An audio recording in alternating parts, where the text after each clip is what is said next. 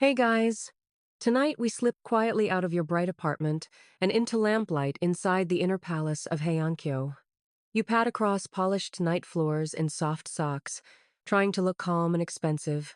The air is warm, with incense and candle smoke. The corridor itself smells like someone boiled luxury and let it simmer. You are about to sit beside nobles who can destroy reputations with one poem. And yes, you probably won't survive this era if you sneeze at the wrong moment.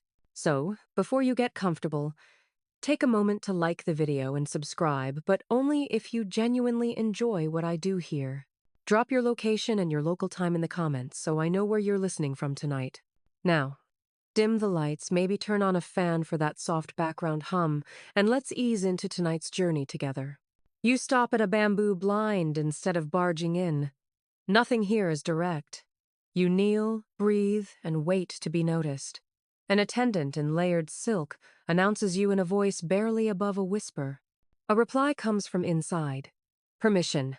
Only then do you lift the blind 2 careful fingers and slide into the room. Congratulations. You've already shown more etiquette than most minor nobles manage on day 1. The chamber glows in low amber. Folding screens painted with pale pines and mist turn the space into little pockets of privacy. Lantern light glints on hair, oil, and lacquer. And everywhere, there's scent. Not someone lit a candle. Scent as strategy. In 10th, 11th century Heian Japan, especially under Fujiwara dominance at court, personal fragrance works almost like a user ID. That's a mainstream historical fact. Nobles guard custom incense blends the way you guard your banking app. You're guided to sit. Not where you want, that's adorable, but exactly where rank says you belong. Your host tonight wears layered robes fading from pale lavender to cool gray blue. Her sleeves are huge, pooling like quiet water. On the lacquer tray in front of her, inkstone, brushes trimmed as fine as eyelashes, a porcelain water cup, and slips of paper tinted rose, cream, and faint indigo. Even the paper is faintly perfumed. You're basically inside a scented cloud that knows it's expensive and is judging you. She's writing. She is not doing, "Dear Diary. Today was wild, LOL." She's composing a Nikki, a court diary. A Heian diary is part memory, part poetry, part legal backup, part flex. Some are personal. Some are absolutely intended to circulate quietly among trusted readers to prove sensitivity and taste. Historians still argue whether certain surviving diaries were meant to be private confessions or carefully staged performances. Either way, every line is deliberate. Every line can travel. Her brush pauses. She lifts her sleeve toward her face and inhales, checking her own scent blend. That tiny motion is not vanity. That's calibration. Incense here is message. If your sleeves carry warm aloeswood with a trace of clove, people know who you spent time with. If your fragrance matches someone else's distinctive blend, and that person technically belongs to someone else, congratulations. You've launched tonight's rumor cycle without saying a word. Efficient, if terrifying. A soft laugh drifts from behind a painted screen. You can't see the speaker. You are, however, absolutely being observed. Welcome to Heian Romance, which is 60% poetry, 30% scent recognition, and 10% strategic curtain placement. Direct eye contact would be considered a little aggressive, like replying, "Seen too fast." Your gaze drifts to tiny ceramic jars beside the writing box. An attendant notices and gives you the gentlest side eye, which in this palace is basically a formal warning letter. Inside those jars, crushed aromatics imported aloeswood, clove, cinnamon, camphor, and rarer resins carried by maritime routes from Southeast Asia and beyond. These get blended, warmed, and pressed into incense balls called takimono. Quirky tidbit. People warm a little pastille, then tuck it into sleeves, bedding, even love notes, so a message doesn't just arrive, it arrives wearing you. The brush moves again. The script curls and flows like trailing smoke. This is onade, women's hand, a refined cursive style associated with court women. Its softness and emotional precision shape Japanese literature. Classics like The Pillow Book and The Tale of Genji grow directly out of this same culture. Observant, playful, sometimes petty, always scented. You're sitting in the world that produced what many call the first psychological novel. Listen. You hear the brazier's quiet pop. You hear layered silk shifting on tatami, that dry hush like reeds in a breeze. You hear insects from the garden veranda. Your shoulders drop. Your breathing slows to match the lantern rhythm. Court life is slow on purpose.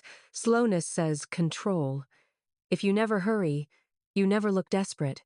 If you never look desperate, no one can call you weak. Honestly, you might try this next time you answer email. What's actually going into tonight's diary is not random feelings. It's logistics with perfume attached. She's noting who appeared by chance, lingering just outside a particular blind. She's noting which color combinations each visitor wore. She's noting which incense blend drifted down which hallway after curfew. Later, if someone claims, "Oh, I was unwell and resting," this page can politely disagree. It's peaceful surveillance, handwritten, and sleeves feel your own borrowed robes. They're heavy. When you fold your hands, fabric pools like small lakes. From the outside, most of your face can hide behind them. From the inside, your body heat traps your chosen scent and lets it bloom. So when two people exchange a folded waka poem, the reader isn't just seeing ink. They're inhaling mood, intention, rumor. Imagine sending a DM that literally smells like you. Risky, yes. Memorable, also yes. Here's the part that makes you blink in the lamplight. Popular imagination loves armored warriors dueling on bridges. But in late classical Kyoto, before the warrior class openly dominates politics, real power moves in silk.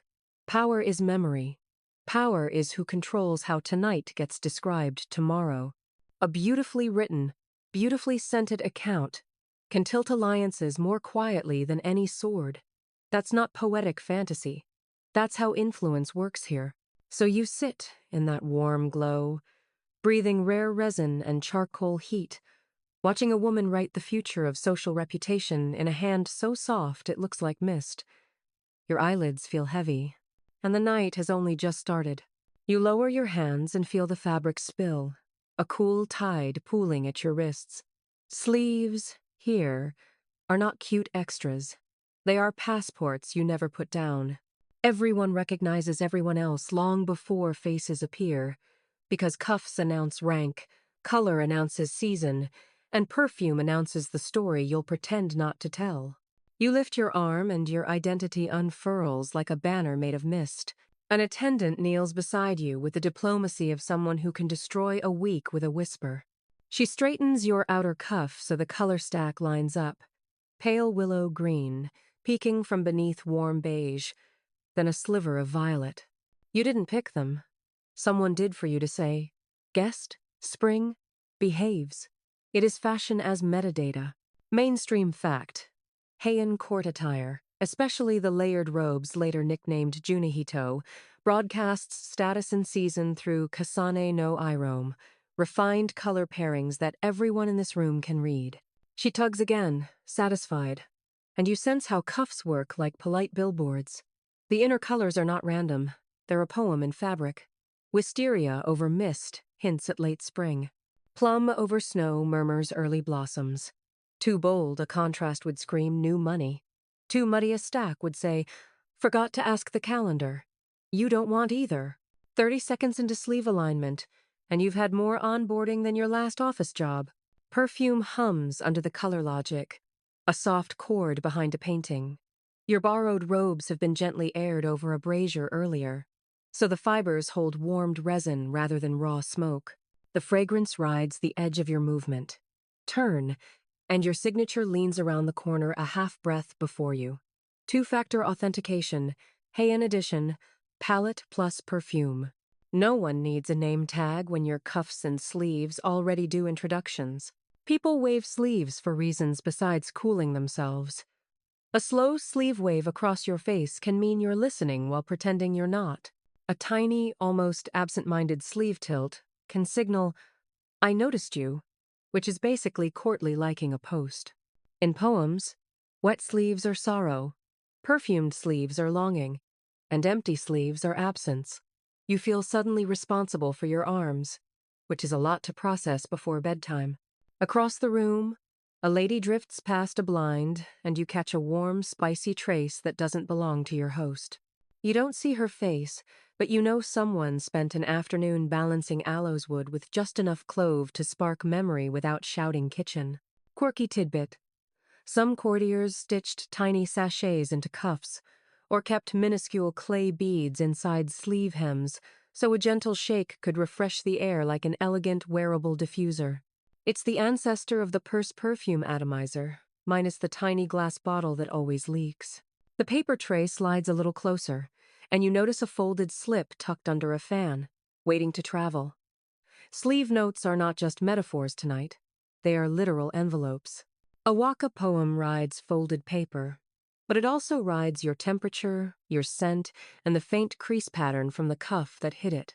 A quick pass between lacquered fingers, a bow, and an attendant will ferry it under a blind.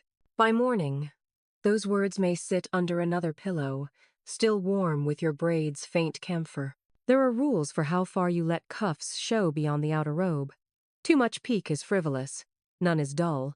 You rest your arms on the tatami and experiment with a polite triangle of visible color. The attendant's eyebrow ascends 1 calibrated millimeter. Progress. You manage not to grin. Heian elegance is earned in increments, so fine they might as well be dust motes. Also, your sleeves are heavy. Grace has triceps. Mainstream fact again, to reassure your sleepy brain. The Ritrio system had color restrictions for men's official court garments tied to rank, while women's palettes were expressed through layered combinations whose names evoked flora and weather. Manuals and diaries record preferred stacks, and the tale of Genji famously lingers on who wears which pairing at which season. Historians still argue whether specific palette lists in later compendia reflect 10th–11th century everyday practice or idealized reconstructions polished by later taste. Either way, everyone here speaks color like a second language. A ripple of laughter, then a hush. Someone has entered whose sleeves carry an unmistakable, resine, sweet, old mountain temple note, deep agarwood with a ghost of camphor. Your neighbor whispers that the blend belongs to a household known for austerity and very nice gardens. You nod wisely, which is a fun party trick when you have no idea where you are on the seating chart. A joke you can't say aloud. In this palace, HR needs a scent sommelier. At your back, a screen painting shows a stand of bamboo in pale ink. Your own cuffs echo the painting's greens. You can almost feel the painter choosing your outfit. You shift, and your sleeve brushes the tatami edge. The straw smell rises, honest and clean, mingling with warmed resin until your breath slows. Every movement is calibrated to keep perfume below obviousness. Too smoky stings the nose. Too sweet distracts from conversation. Too faint implies thrift. This is not a culture that admires thrift in the visible layer. A tray arrives with white ash in a shallow bowl, a few chips of fragrant wood, and a tiny iron tool. Your host's attendant nudges a fragment into the ash to warm it, not burn it. You lift your sleeve to the faint heat, feeling the fabric drink scent like Sunday. The technique is patient, indirect, and slightly infuriating if you are a modern person who microwaves tea. But the reward is evenness. The robe will sigh the same calm breath for hours. You practice the etiquette of not weaponizing your sleeves. A dramatic swoop could scatter ash, which is the Heian equivalent of unplugging the router mid-message. Instead, you let the fabric settle. When you lean forward to speak through the blind, you keep your cuff lifted just enough to direct your signature toward the intended listener, and not into the shared air. The whole system assumes you will be subtle, a comfort and a trap. Your teacher for the night, a senior lady with the stillness of a pond at dawn, explains that colors do more than flatter faces. They command space. Wear ice blue and garden white in early summer, and people around you start whispering cooler. Wear chrysanthemum gold against ink black in late autumn, and the room feels like late afternoon under trees. You are, in a small way, interior design with ankles. She adds one more caution. A borrowed blend can betray you. If you linger too long in someone else's perfumed screens, your cuffs will carry that story home. Discretion, she says, is a windless veranda. You file that beside breathe before lifting a blind. You also file the observation that your modern world invented incognito mode much later than you thought. Heian did it with sleeves and quiet feet. You test a tiny exchange. A polite 57577 poem on tinted paper folded into your cuff, warm and present. An attendant ghosts away, and you rest your hands, palms down, fabric folding like low hills. Minutes pass the way, incense burns changed and changing, hard to see in the moment. When the reply comes back, the paper smells faintly of another room's brazier and the iris green of someone else's cuffs. Suddenly, the palace is a map, and you can read it. And just like that, you understand why diaries obsess over sleeves and scent. They are the breadcrumb trail of a city that pretends it never leaves crumbs. The diary will note the stack, the tilt, the trace on a curve of air. It will turn these into a reliable archive of who spoke with whom and who pretended not to. If you must leave evidence, at least let it be pretty. Also, perhaps don't sneeze into your cuff. You might delete your identity by accident. You shuffle closer to the low brazier where ash lies like pale snow, and the room's breath grows warmer and sweeter. The tray changes tonight. No long slips of tinted paper now, just small ceramic jars with tight lids, a shallow wooden bowl, a little pestle polished by generations of careful wrists, and a stack of silk squares for wrapping the finished treasures. The handwriting across the room keeps gliding, and you realize the diary isn't only tallying visitors and cuff colors, it saves recipes in stealth. A line about plum shadows after rain is also a memory of proportions, a way to recreate a mood later with resin and patience. You lean in until the fragrance is almost a taste. The attendant sets out the stars one by one. First, aloeswood agarwood, ginkgo dark and glossy, the kind of wood that seems to carry night inside it. Mainstream fact. Heian courtiers need powdered aromatics with sticky binders to make takimono, incense pastilles warmed rather than burned, used to perfume sleeves, closets, bedding, and entire reputations. You pinch a fragment. It's hard as a secret. Then sandalwood, byakuden, pale and creamy, a steady bass note like quiet conversation. Clove, choji, spicy and bright, the wink at the end of a sentence. Cinnamon, Nikkei, softer and rounder than the bakery version in your mind. Camphor, shono, cool and ghostly, a winter window cracked just enough to clear the air. The list reads like a geography lesson. Seas, ports, monsoon winds, patient merchants. Someone 1,000 miles away planted this evening long before you sat down. Your guide nudges a tiny charcoal deeper into the ash bed and adds a mica-thin plate to diffuse the heat. You remember last section's warning about not weaponizing sleeves and fold your cuffs neatly like obedient wings. She offers the mortar. You take it with 2 hands because respect makes the blend smoother. You decide that's science. She says to start with the deepest woods. Powder the aloeswood slow circles, not pounding, and listen for the soft grit turning to whisper. If you rush, she says, the wood refuses you. That's advice for most social situations, but here it's literal. Quirky tidbit to please your sleepy brain. Some households name their favorite blend like a child or a poem, mist over iris, distant temple bell, and keep the formula tucked in the diary margins as if it were a gossip footnote. Look closely at an elegant line about moonlight, and next to it, faint and practical, you might catch 3 parts ginkgo, 2 parts byakuden, a breath of clove, bind with honey on a mild day. The recipe hides in poetry the way a secret passage hides in a painted wall. You finally understand why people guard notebooks. Honey appears in a tiny dish, gold and polite. The attendant stirs it with a sliver of bamboo until the surface shines like glass. A drop will gather the powders into a paste. You can knead takimono literally, burning things, but here, kneaded things for warming. Historians still argue whether honey was the default Heian binder or whether plum syrup, fruit pulp, or even a touch of wine took turns depending on season and budget. The diaries mention sweetness and moisture, but rarely quantities that satisfy modern recipe bloggers. The result is a delightful ambiguity and a disaster for anyone who demands grams. You, hero of bedtime, will cope with pinches. You measure by breath and by memory. 1 pinch aloeswood, half pinch sandalwood, a flirt of clove. The bowl fills with dusk. Your guide tilts her head and inhales without leaning forward. A courtly trick to keep attention soft. More sandalwood, she murmurs, or the end will echo too long. You add a little. The paste gathers under the pestle. The motion slows your pulse like a metronome meant for sleep. You make small balls no larger than the nail of your thumb. Press them gently into lozenge shapes and set them on the silk for drying. They look like tiny moons, imperfect and friendly. The diary beside you whispers on.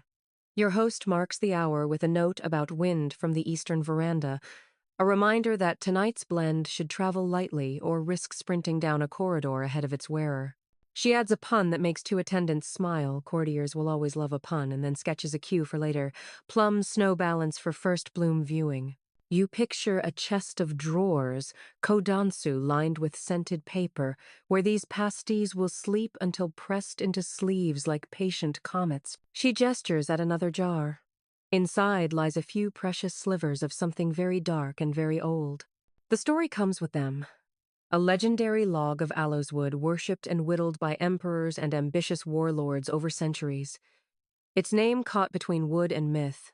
You won't be allowed to touch it. Your fingers understand before your mind does. The slivers smell almost blue, if blue could be warm. Their presence makes everyone in the room sit straighter. The joke you swallow. This is the only board meeting you've ever loved. You experiment a second batch, this time cooler. Less clove, more camphor, the fragrance of winter corridors and pale sky.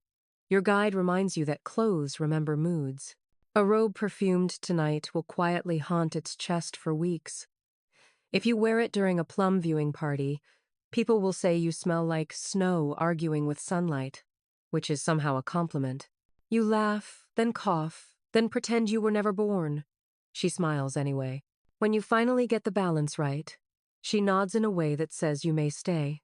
Mainstream fact again, to anchor the dream.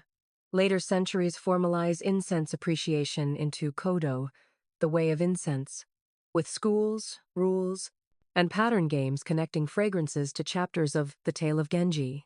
Heian nights are less codified but no less attentive, and scent contests and matching amusements already flicker through diaries and tales.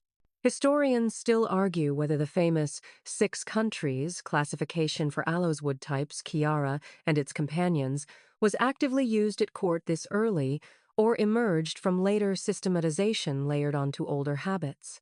Either way, noses here are trained. Yours, bravely, is trying to join the gym. You wash your fingertips in a tiny bowl with citrus water so the next blend starts clean. The diary catches even this. Hands refreshed with rind water, because a good record remembers prep as well as performance.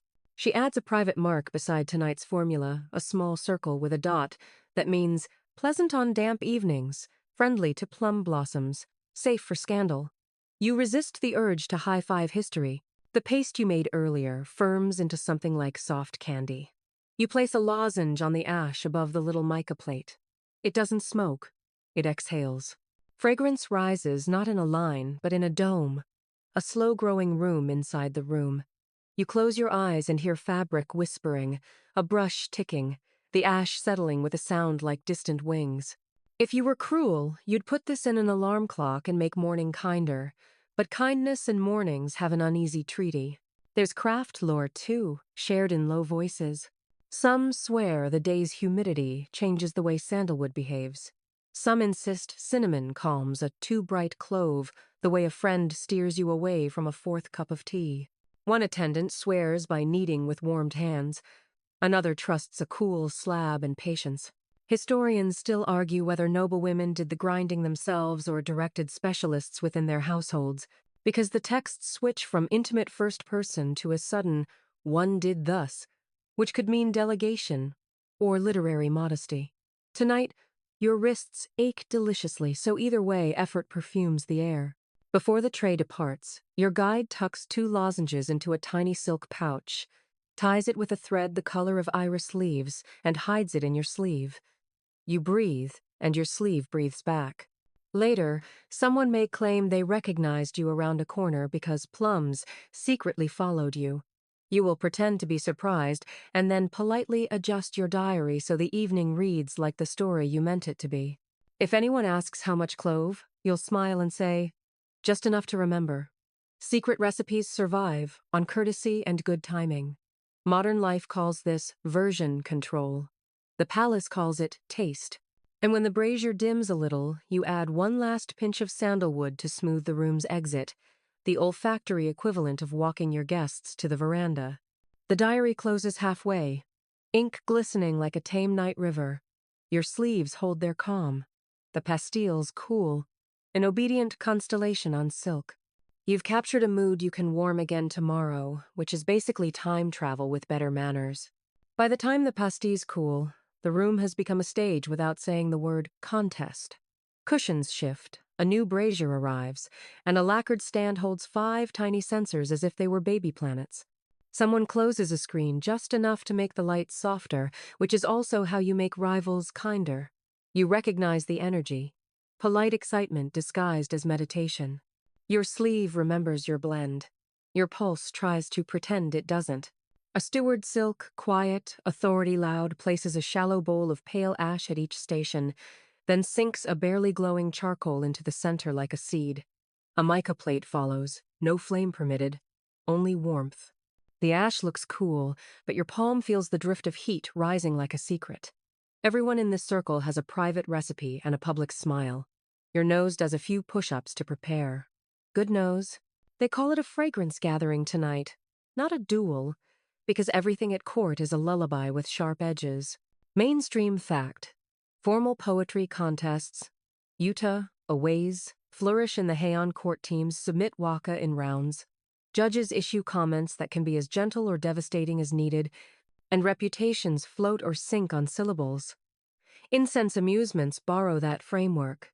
You listen to sense, ko-okiku, compare subtle notes, and attach poems or chapter names as judgments.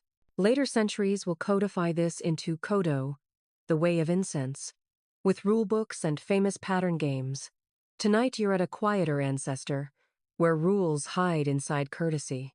Your host nods to begin. First round. Spring River. A tray makes its orbit, and the attendant in charge of fairness, think referee, but with better sleeves, warms a sliver of ginkgo on each station's ash bed, then covers it with a little cup to trap the first breath. When the cup lifts, the scent rises like a memory you almost recall. You lean in just enough and let it arrive. It's deep but not heavy, a low note that carries green edges, as if sandalwood took a walk by water. Everyone murmurs into sleeves. Comments are not shouted. They're folded, written, or breathed to neighbors who pretend not to hear. Your sheet waits for a single judge's poem. You scribble 57577 and try not to rhyme like a tourist. River mist returning divided by on a path of old camphor divided by willow stirs the sleeve. Plum wakes but does not bloom yet. A bell behind the hill. Your neighbor glances, surprised, and gives you the smallest nod, which counts as a standing ovation in this zip code. The second trial arrives with a cooler profile. Moon over veranda. Someone has leaned heavier on camphor, the winter window trick you practiced earlier. It feels like pale silk drying. You catch a faint clove at the end, like a lantern in another room. The steward collects brief impressions. No names attached, just poems or a single character you, elegant, or perhaps sabi, worn beauty. Quirky tidbit. Certain evenings, judges tuck the decision into a cedar box with a drilled hole and let the winning scent perfume the verdict card before dawn, so the answer arrives wearing its crown. Bureaucracy, but make it aromatherapy. Round 3 is mischief. The label on the list quietly shared earlier is Distant Temple Bell, but the first breath says Summer Study Room where someone left a cinnamon scroll unattended. Your eyes flick to the steward. A smile creases like a fold in paper. The label was a decoy to test whether noses follow names or follow ash. You write nothing for a long breath, then add, Temple bell. Yes, if the bell is a handbell on a dessert cart. Your neighbor almost snorts. then turns it into a cough. You both live. The room grows warmer, and your sleeves release your own blend in small, obedient clouds. This is where gentle rivalry lives. Not in the creation alone, but in the pairing of your personal trail with the communal trial. The trick is not to let them clash. If your sleeve screams clove and the round whispers sandalwood, you've brought symbols to a lullaby. You adjust by tucking one cuff deeper, a tiny mute. Court strategy is 70% folding. A judge behind the screen older. Voice like polished wood recites the comments for Spring River. She praises an entry for its old mountain heart, the deep ginkgo, and new willow edge, the green lift. She gently scolds the cinnamon-heavy impostor of round 3 for trading bells for buns, which is very kind as scoldings go. Then she reads a poem that sounds suspiciously like yours, trimmed and improved. Reputation here is collaborative. You decide to be honored by the edited remix. Mainstream fact. To keep your historian heart tucked and warm. While the most formalized incense matching games, including specific pattern names linked to the Tale of Genji chapters, blossom in later periods. Heian texts already describe fragrance comparisons and playful contests at gatherings. Diaries and tales mention guests recognizing people by scent, remarking on blends at parties, and composing poems about those impressions. Historians still argue whether full-bracketed tournaments for scent, like the well-documented Yuta Aways for poetry, existed in late Heian courts, or whether smaller salon-style matchings were the norm, later mythologized into systems by scent schools. Either way, the desire to rank what you can barely see is already here. Between rounds, an attendant brings citrus water for fingertips and thin tea for tongues, because your senses need palate cleansers as much as your pride does. You sip, and the tiniest breeze slides under the blind from the veranda. The ash brightens without glowing, and you feel the room sinking to the rhythm of warming and waiting. In the pause, someone compliments another's sleeve palette with a lip-nailed half-smile that translates as, "Next time, fewer violets." You notice how kindness and competition walk arm in arm like cousins who share a diary. The 4th round is labeled, First Rain on Tiles. The name is a promise, and the blend delivers a soft, mineral coolness over the wood's warmth. You're convinced there's a breath of crushed iris rhizome in there, subtle, earthy, almost flowery at the edges. Your neighbor adds tile to their poem. You add eaves. Points are imaginary and also everything. The steward will tally preferences later, and the winner earns what? Not a trophy. Access. Invitations. The right to let your blend lead in rooms where favorites are chosen. It's the palace version of accruing gentle, fragrant followers. Please don't say influencer. You said it. Fine. You try not to stare when a guest across the room lifts her sleeve, and this is bold lets the end brush over her poem before handing it to the steward. The paper now carries her signature, almost like signing in scent. It's a flex and a risk. If the room dislikes the perfume, the poem suffers. If they love it, the poem glows. Everyone pretends not to see the gamble while cataloging it for later retellings. You, sincerely impressed, make a mental note labeled, Only if in a good mood. 5th round. The name is missing on purpose. Listed as unlabeled. A final test of honesty. The breath that rises is dark and almost resinous chocolate. A Chiara-leaning depth that puts a hush through the cushions. Your ribs loosen at the edges. You write nothing for a long time because there are moments when adjectives are thieves. When you finally write, you borrow from the garden, pine shade after sun, a crow folds its wing. The judge reads the collected lines and declares the round well heard. There's no gloating, only the kind of quiet that feels like a win distributed among friends. When results appear, paper slips tucked inside a cedar box that has been sitting near the best-performing ash, the steward pulls them like fortunes. Your name, such as you have one tonight, appears as a commended listener. That's not first place. That's better than first place. It means you heard the room. Your host glances up, pleased in a way that reads as room temperature to anyone else. You float exactly 2 centimeters above the tatami, and then remember gravity.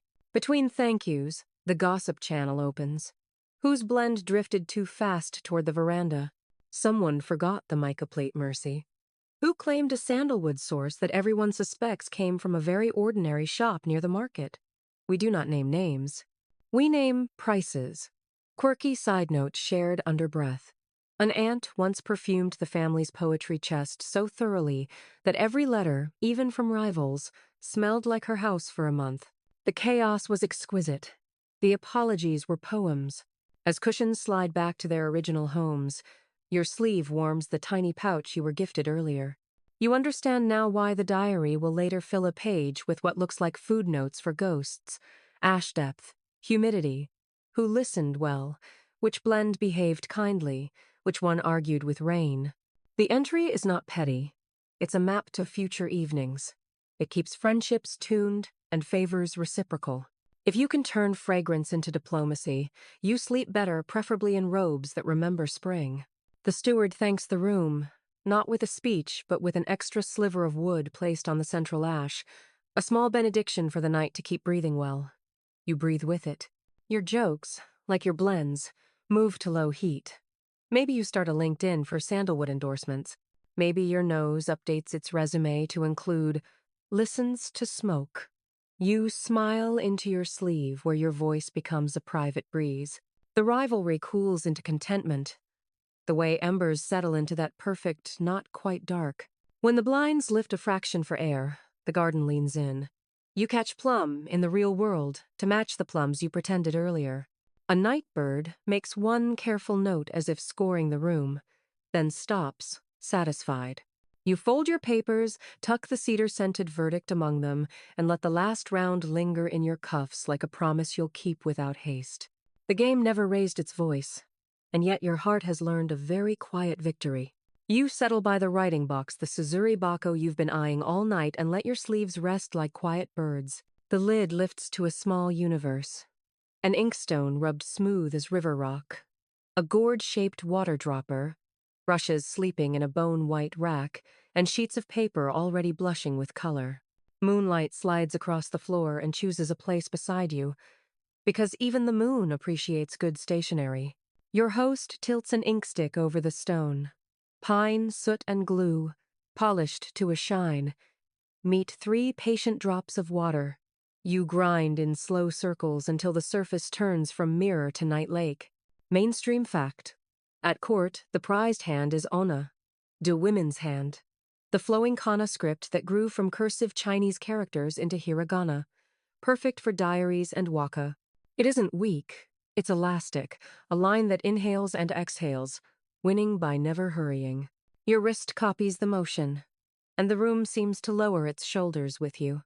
Paper waits not one white stack, but a portfolio of seasons. There's Toronoko, eggshell paper, creamy and slightly glossy from gampi fibers that let the brush skate without bleeding. There's pale green dyed with hikizome, a wash drawn evenly so your lines seem to rise from mist. A lavender sheet glints with mica dust, a starlit path for ink. A peach page bears faint clouds of suminagashi, floating ink marbling, like wind on water. Historians still argue whether such marbled sheets were common luxuries in late Heian salons or rare showpieces that later collectors made seem universal. But either way, you can feel how much a surface can edit a sentence. You wake the brush with a tap on the stone and test it on scrap, coaxing a line that fattens and thins in one breath. The trick is pressure you don't show and a lift at the end like a bow you meant all along. Your teacher murmurs, "Hide your strength in the curve," which also works for emails that should not become duels. The first proper line goes on to lavender, a date, couched in poetry, because even dates wear robes here. The ink dries with a satin hush, and a memory of clove rises not from the ink, but from the drawer where these sheets nap between sachets. Letters in this room are not only read, they are touched and overheard. The paper's tooth gives a whisper your neighbor could identify with eyes closed, Gampy sighs, Kozo rustles, Mitsumata murmurs. Even sound participates in etiquette. You breathe before each line, so the cadence of your chest keeps the script steady. Quirky tidbit. Some inksticks are molded as plum blossoms or bamboo joints, a decorative encouragement that claims to sweeten the line. Your brush, unimpressed, Insists on technique over cuteness, which is frankly fair. A screen shifts. Behind it, someone writes with otoko de, the men's hand. Stately Chinese characters, perhaps for an official memo that will travel folded and sealed. Your kana curls on this side of the blind, the two scripts coexisting like right and left hands of the same court. Mainstream fact. Many elite women command both scripts, but diaries and intimate poems favor kana's gliding softness. Sei Shonagon in the Pillow Book openly thrills at handsome handwriting on beautifully chosen paper. Historians still argue whether the strict gendering of scripts is a neat later label or a lived boundary that people crossed more often than anthologies admit. You glide anyway. Your host slides you a tray of formats. A long strip tanzaku for waka that travel like ribbons, a square shikishi for a poem destined for silk borders, a folded note, narrow and delicate, meant to vanish inside a sleeve hem. The folding matters. Crease too sharp and you look hurried. Too loose and your note risks peeking out like a rumor that can't behave. The fold you practice is a small roof for your words. Enough shelter? Easy to open. The paper smells faintly of last month's aloeswood. Your fingers remember the pastilles, and the pastilles remember you. You write a 5-line waka about citrus water on fingertips, the ashes' quiet snow, and the unboastful moon that edits everyone without asking.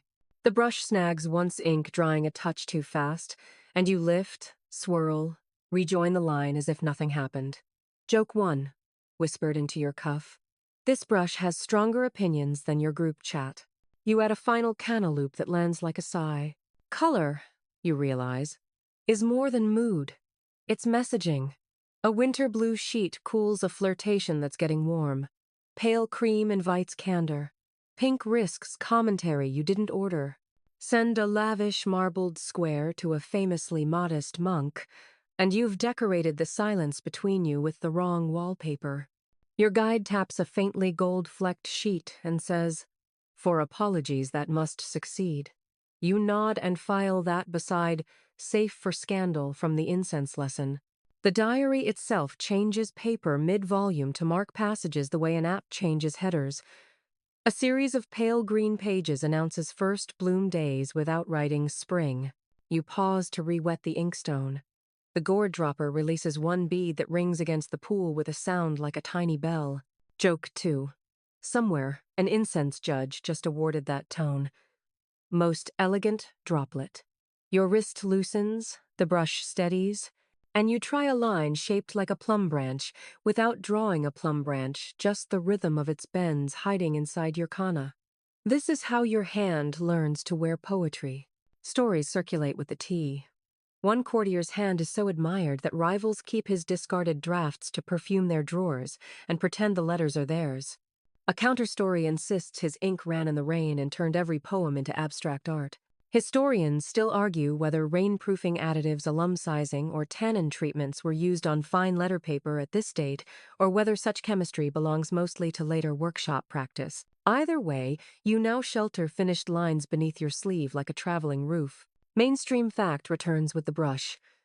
Murasaki Shikibu teases contemporaries in her diary for sloppy hands and tasteless paper. At court, calligraphy is moral vocabulary.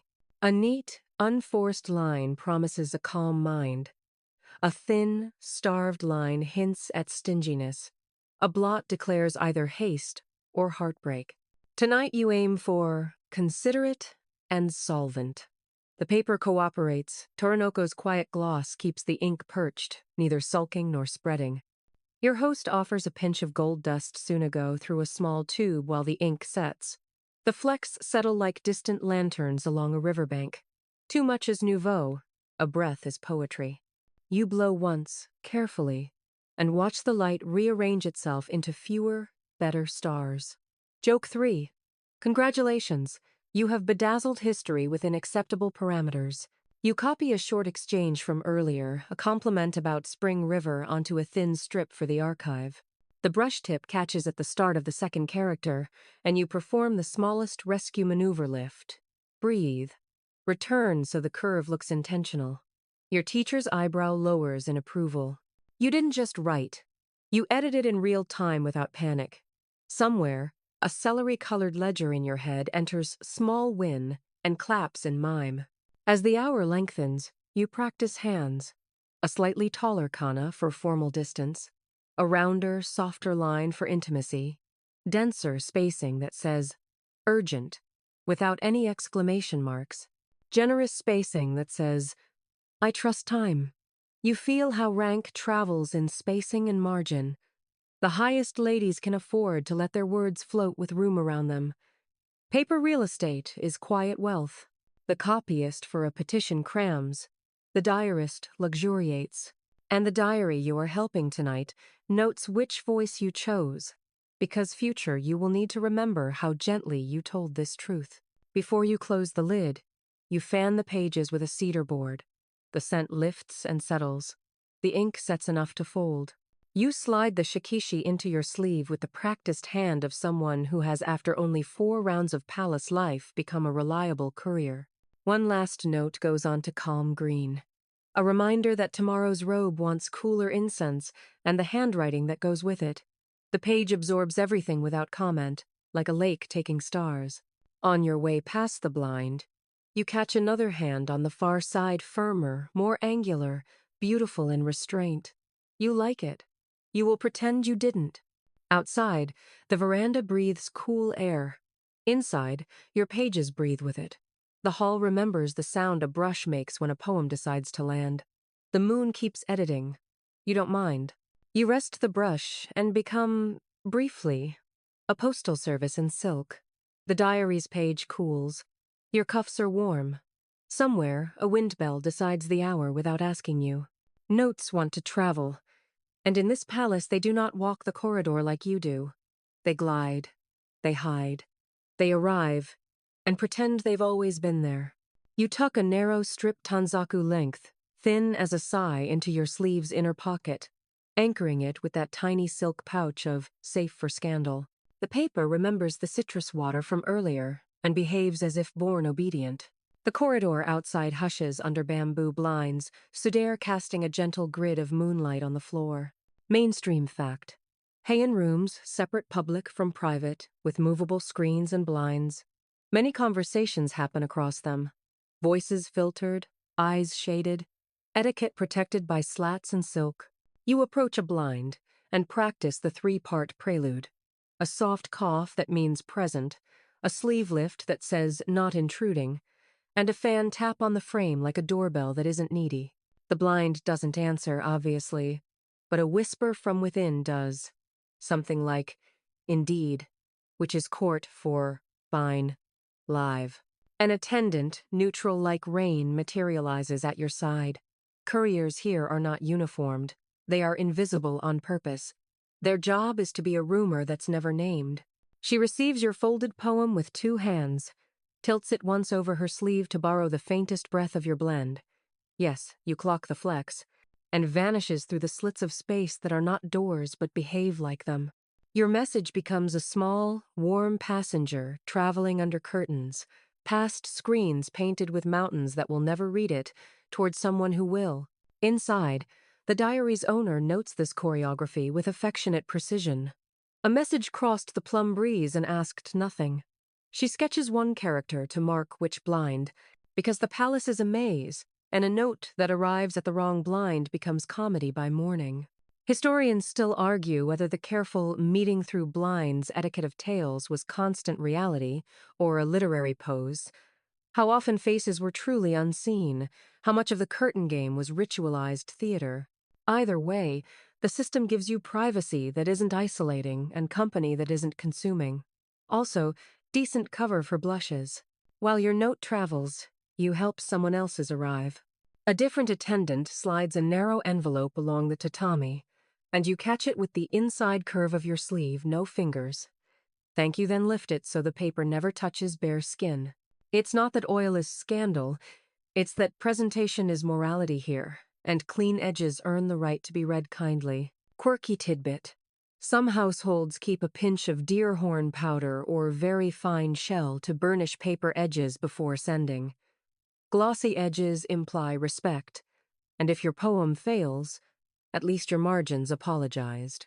This note carries winter on purpose, a cooler camphor trace, probably the household that won moon over veranda earlier. The fold is modest, no gold dust, the cut exact.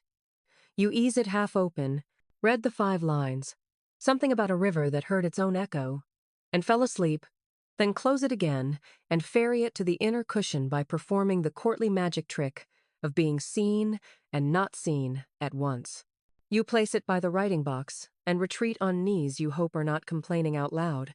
Behind a biobu screen, laughter. Not loud, just that shoulder-shaking sound people make when they pretend not to laugh. Someone mentions kinuginu, clothes of the morning poems. The classical daybreak exchange after a clandestine night. Mainstream fact. Morning, after waka became a standard test of sensitivity. Arriving late or sloppy was worse than not arriving. The diaries note them with relish and mild scolding. Historians still argue whether every whispered kinuginu in literature signals an actual tryst, or if poets sometimes cosplay intimacy for the sake of a well-turned dawn. You suspect both. You also suspect dawn is a harsh editor. You are given a small errand of consequence, disproportionate to its size. Deliver a reply under that blind, not this blind, because those 2 households currently pretend not to exist until a certain aunt forgives a certain remark about chrysanthemums. Court conflict management is 10% apologies, 60% timing, and 30% routing. You hold the paper rose-tinged, own it a graceful. Edges burnished to kindness and take the long way around a garden so the scent trail doesn't intersect someone else's conversation. Your sleeve rides the night like a well-trained boat. Joke 1, whispered. Congratulations, you have achieved inbox 0 with legs. Curtains, kicho, stand like small pavilions. Silk panels suspended from frames. They often mark where rank begins. You stop a respectful distance from one, announce yourself with the fan tap, and offer the note at the bottom edge so a hand can reach without bending. The hand that receives is jeweled but practical. The rings are for ceremony. The fingertips no paper. The note disappears. The curtain never moved. The exchange would be invisible if scent didn't confirm it. Your blend leans, the other blend answers, and air writes its own receipt. Read receipts existed. They just smelled better. Back in the main room, a tray waits with folded replies from the fragrance gathering, labeled by poetic nicknames rather than names. Iris Boat, Old Pavilion, Little Willow. Your host smiles without showing teeth and instructs you which should be answered tonight and which can marinate until the hour of the ox, when insomniac sensitivity peaks. There is a system, and it respects sleep as a craft. Joke 2. Somewhere, a productivity guru is inventing this at twice the volume and half the charm. You witness a tiny emergency handled like tea. A note, misfolded by a too earnest novice, arrives with its edge chewed by a nervous nail. The room doesn't gasp. The room edits. An attendant trims the edge with a silver knife, breathes once to settle the fibers, and reseals the fold with a new crease that reads as minimalist instead of panic. The diary receives a line about a cloud's uneven boundary, which is forgiving code for we fixed it. You add carry spare edges to your mental toolkit. Morning will run this traffic like a river mouth. Attendants airing robes along bamboo rails. Cuffs exhaling last night's formulas. Tiny papers discovered in sleeve linings like birds that nested and forgot to migrate. Someone will laugh softly over tea because a poem fell out at the laundry, and the day will tilt toward kind gossip instead of cruel. Mainstream fact. Sleeves were practical storage. People tucked papers, sachets, even small gifts into them, and the literature is full of sleeves that remember.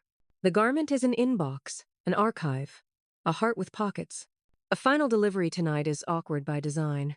Your host dictates a courteous refusal, a waka that declines a moon-viewing invitation with weather and gratitude, then slides it to you with a look that says, "No drama, please." You choose a cool paper, a cooler scent, and the route that passes the camellias, so the wind will doctor any surplus clove. Historians still argue whether such olfactory pathing was intentional or a pretty retroactive idea by later commentators. You, having just avoided a corridor where a sandalwood, heavy conversation lingers, Vote for intentional. You return to find the brazier trimmed and the blinds raised the barest finger width for dawn air. The diary page nods at the night's logistics, what went where, how it went, which folds were faithful, which couriers earned thanks, which curtains were in a mood. You feel absurdly like a conductor of unsung symphonies. Joke 3 into your sleeve. If you had a stamp, it would be a tiny plum blossom that says delivered tastefully. When you finally breathe at the veranda, a pale ribbon of east shows between roof lines. Someone inside hums a bar of a song that won't leave the century. Your sleeves carry the last of Spring River, and the garden answers with real water moving under stones. You realize why diaries obsess over this traffic. Because it is how feeling learns to be fact without raising its voice. Because by the time the city wakes, the whole night will have turned into polite evidence and remembered kindness. Because between a blind and a sleeve, a life can travel far enough to become true. You stay with the diary, palms warm on the cedar board, and listen for voices that never shout yet somehow fill the room. The night has already taught you how ash breathes and sleeves deliver news. Now the pages lean toward 3 women who make the century feel like a friend. Murasaki, Izumi, and the quiet traveler we call the daughter of Sugawara no Takasu, the Sarashina diarist. You read, but it feels more like you stand beside them as they lean by their own blinds, ink cooling, incense waking up each sentence. Murasaki arrives first, not with fanfare but with that level gaze you can feel even through kana. She notes the hour, the wind from a certain veranda, the color logic at a certain ceremony. Then she slips in one wry comment that rearranges the whole evening. Mainstream fact. Murasaki Shikibu serves Empress Shoshi in the early 11th century, composes parts of the tale of Genji at court, and keeps a diary that records births, promotions, and the choreography of power under Fujiwara Michinaga's umbrella. You don't see her raise her voice. You do see her lift an eyebrow so sharply that half the corridor straightens its posture. Her sentences smell faintly of old mountain wood and cool ink. Your Spring River notes from earlier now feel like a student humming near the master. She mentions a rival's glittering self-confidence. Yes, that rival. And you catch the famous line where praise is wrapped in cinnamon-thin skepticism, respectful and edged. Historians still argue whether her digs at Seishonagon reflect a real court rivalry, a literary persona, or later editorial seasoning. You, sitting between ash and moon, decide it's all 3 flavored like patience. Murasaki's voice trains you in the art of not wasting adjectives. When she writes, "It would be better if she knew a little more," you swear you can hear a room sit down. The night tilts, and Izumi Shikibu slides in like a summer rain you forgot you loved. Her pages are third person, as if watching herself from the veranda. She goes, she answers, she waits, she burns, she writes. A courier's footsteps appear across a sentence. A lantern's gust becomes punctuation. The famous affair passionate, complicated, inevitable as tide folds waka into daily weather until you feel silly that you ever thought poems were optional. You read her wet sleeves, and the incense you blended earlier seems to bloom with the memory of water. Historians still argue whether Izumi wrote the diary herself, whether a later editor crafted that careful third-person distance, or whether several hands tuned the story the way a brazier tunes a room. You shrug inside your sleeve. The voice is whole enough to lean on, and that's what you need at this hour.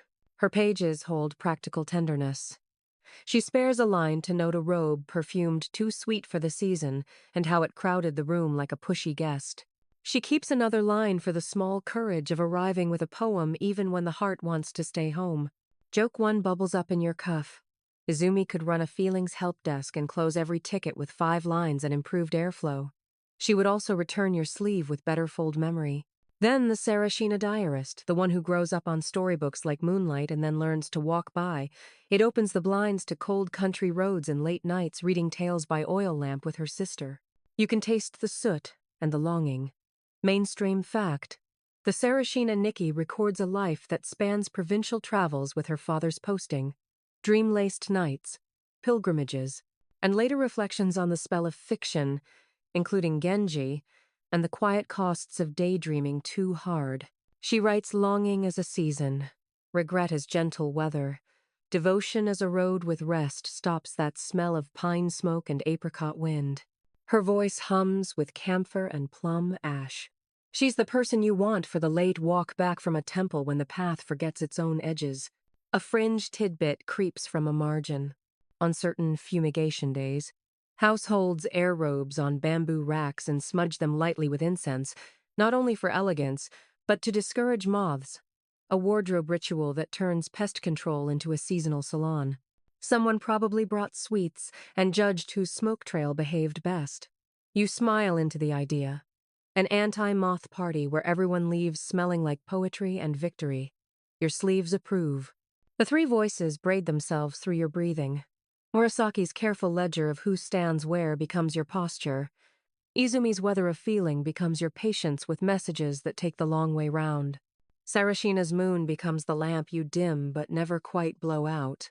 You notice how often they write about listening to footsteps in the corridor, to changed wind at a blind's edge, to a poem's aftertaste in a sleeve. If earlier you learned to listen to incense, now you learn to listen to a person by way of paper.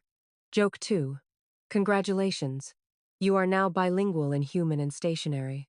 The diary inches forward with their echoes. Murasaki shows you how to witness without intruding. You follow her to a christening where a robe's palette becomes a coded letter, and you record the soft chaos with no spilled ink. Izumi teaches the ethics of the morning reply.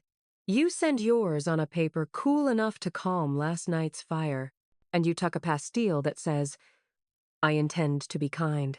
Sarashina teaches you how to carry a story for years and then set it down with a bow.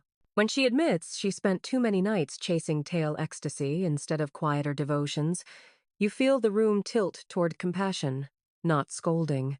You can almost hear Murasaki's eyebrow lower in agreement. Mainstream fact threads through the smoke. Heian women of status often had literacy in kana and sometimes in Chinese, kept diaries that blend public record with private sensibility, and exchanged waka as social currency.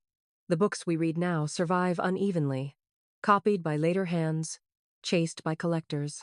Historians still argue whether some of the sharpest lines in these works are authorial or scribal flourishes, whether missing leaves shaped our idea of each author's temperament, and how much performance colored confession. You let the uncertainty rock you like the smallest boat. Not everything has to resolve to let you sleep. Their nights include textures you now recognize by scent and touch. Hair oil gleams camellia pressed like modest sunshine, while painted brows sit higher on foreheads than your mirror would dare. Ohaguro, tooth blackening, turns smiles into lacquered secrets that don't flash in lamplight. What moderns call odd, this room calls graceful. Quirky tidbit. A clever aunt swears that a breath of incense and hair oil keeps lamps from clinging to you after a long evening. You make a note to try it, and then remember you own only one lamp and it's an app. Still, the logic pleases. Joke 3 arrives politely.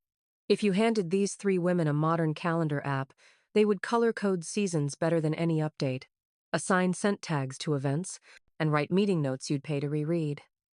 They would also mute notifications from anyone who weaponizes cinnamon. Approved. At some point you realize their sentences have rearranged the room. You sit farther from center, not out of shyness but to see more. You speak across blinds with the right amount of breath. You let your robe carry the memory you intend rather than the rumor it could. When the steward passes with thin tea, you hear Murasaki counting guests by sleeve stacks, Izumi tasting the tea's temperature for subtext, Sarashina watching the moon reflect in the cup and deciding to remember it exactly once and well. You drink and try to be all three for one sip. The diary you're helping tonight borrows their habits. A line for weather, a line for people, a line for the thing the room thinks it did not say. You tuck a tiny formula for tomorrow's blend into the margin and hide it under a metaphor about peonies that only you will decode next week. You're not cheating. You're joining a craft that understood long before you did that scent is footnote and feelings are architecture. When the hour limps toward the next candle, your own hand slows into that long Heian cadence, no rush, no slump, just a river that knows where stones live. You sign nothing because signatures are too loud. Instead, your sleeve remembers for you. On the veranda, a breeze pats the ash. Inside, 3 voices nod across centuries without blinking. You let the page rest half open, a gentle hinge between their world and yours.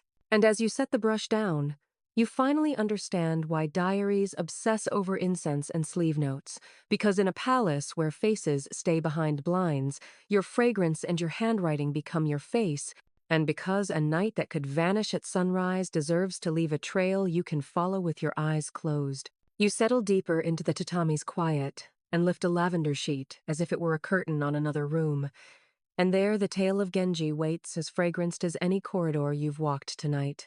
You don't open it loudly. You let the binding breathe. At once, you're in a Kyoto where longing organizes the weather, and where people speak 3 languages at once: poetry, color, and scent. You've already learned to listen to incense over ash with a mica plate. Now you learn to read a person the way Genji reads a breeze that has touched someone's sleeve. You trace the line and the air answers back. Murasaki's fiction is not merely plot, it's perfume, choreography, mainstream fact.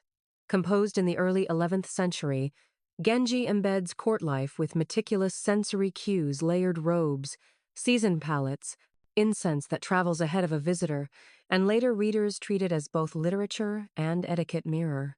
When Genji passes, the narrative notes his bespoke fragrance not as a footnote, but as a social force. The scent is an advance messenger, the sashimi signboard of his presence. You smile because tonight you've been practicing exactly that, letting your own blend lean around corners like a polite scout. Turn to Yu Gao, and the page exhales a pale sweetness in your imagination. Evening faces opening on a summer fence, fragile and smelling like a promise you shouldn't make and will anyway. You don't need an authorial recipe, the prose itself tells you which note to choose. A faint plum, a barely there sandalwood, a whisper of coolness so the scene doesn't wilt. Then, suma, the sea, wet wind, salt on lacquer, a charcoal dryness that cuts through moisture. You can perfume a chapter without touching a jar. Joke 1, breathed into your sleeve. Somewhere, a modern book club is spritzing chapter 12 and arguing bass notes like jurists. You quietly want an invite. What fiction names, courtiers copy. The women and men around you play a quiet game the text teaches. They attach poems and perfumes to episodes, so a scent becomes shorthand for a situation. If a guest drifts in with a plum-forward trail on a night of first blossoms, someone smiles umige under their breath. If a robe carries a hush of coastal smoke, suma gets whispered as if the garment itself has been exiled and forgiven. It is not cosplay. It's social decoding your sleeve writes commentary before your brush does. Historians still argue whether chapter-by-chapter scent mapping existed in Heian itself or crystallized as later schools systematized incense play, projecting back their tidy patterns onto an earlier, looser practice. The uncertainty doesn't blur your experience. It makes it shimmer, like moonlight that refuses to become noon. You copy a short passage onto Toranoko paper, the ink sits glossy as a pond, and notice how often names in Genji behave like perfumes. Akashi opens to waves and a cedar gallery. Ai cools the room as a leaf's shade. Asagao, morning glory, carries a dignified blue. The chapters themselves are like labeled drawers in a ko-dansu. Lift one in a season, a palette, a rumor. The diary on your knee scribbles a private system. Annotate future letters with chapter allusions instead of blunt statements. Instead of, I miss you, say, Suma wind tonight. Instead of, that was bold, say Genji at a blind's edge. It's romantic encryption with plausible deniability if the ant reads your mail. Quirky tidbit slips from a corner of a commentary scroll. Some copyists scented manuscript wrappers before presentation, so opening a book could feel like opening a room. You picture a Heian friend gifting a Genji fascicle that smells faintly of plum-snow, as if the text exhaled its own weather. Somewhere you can almost hear Sei Shonagon approving the neatness of the wrapper and grading the fragrance with a half-smile. You vow to wrangle your e-reader into performing at that level, and accept in advance that it will not. Genji also trains your timing.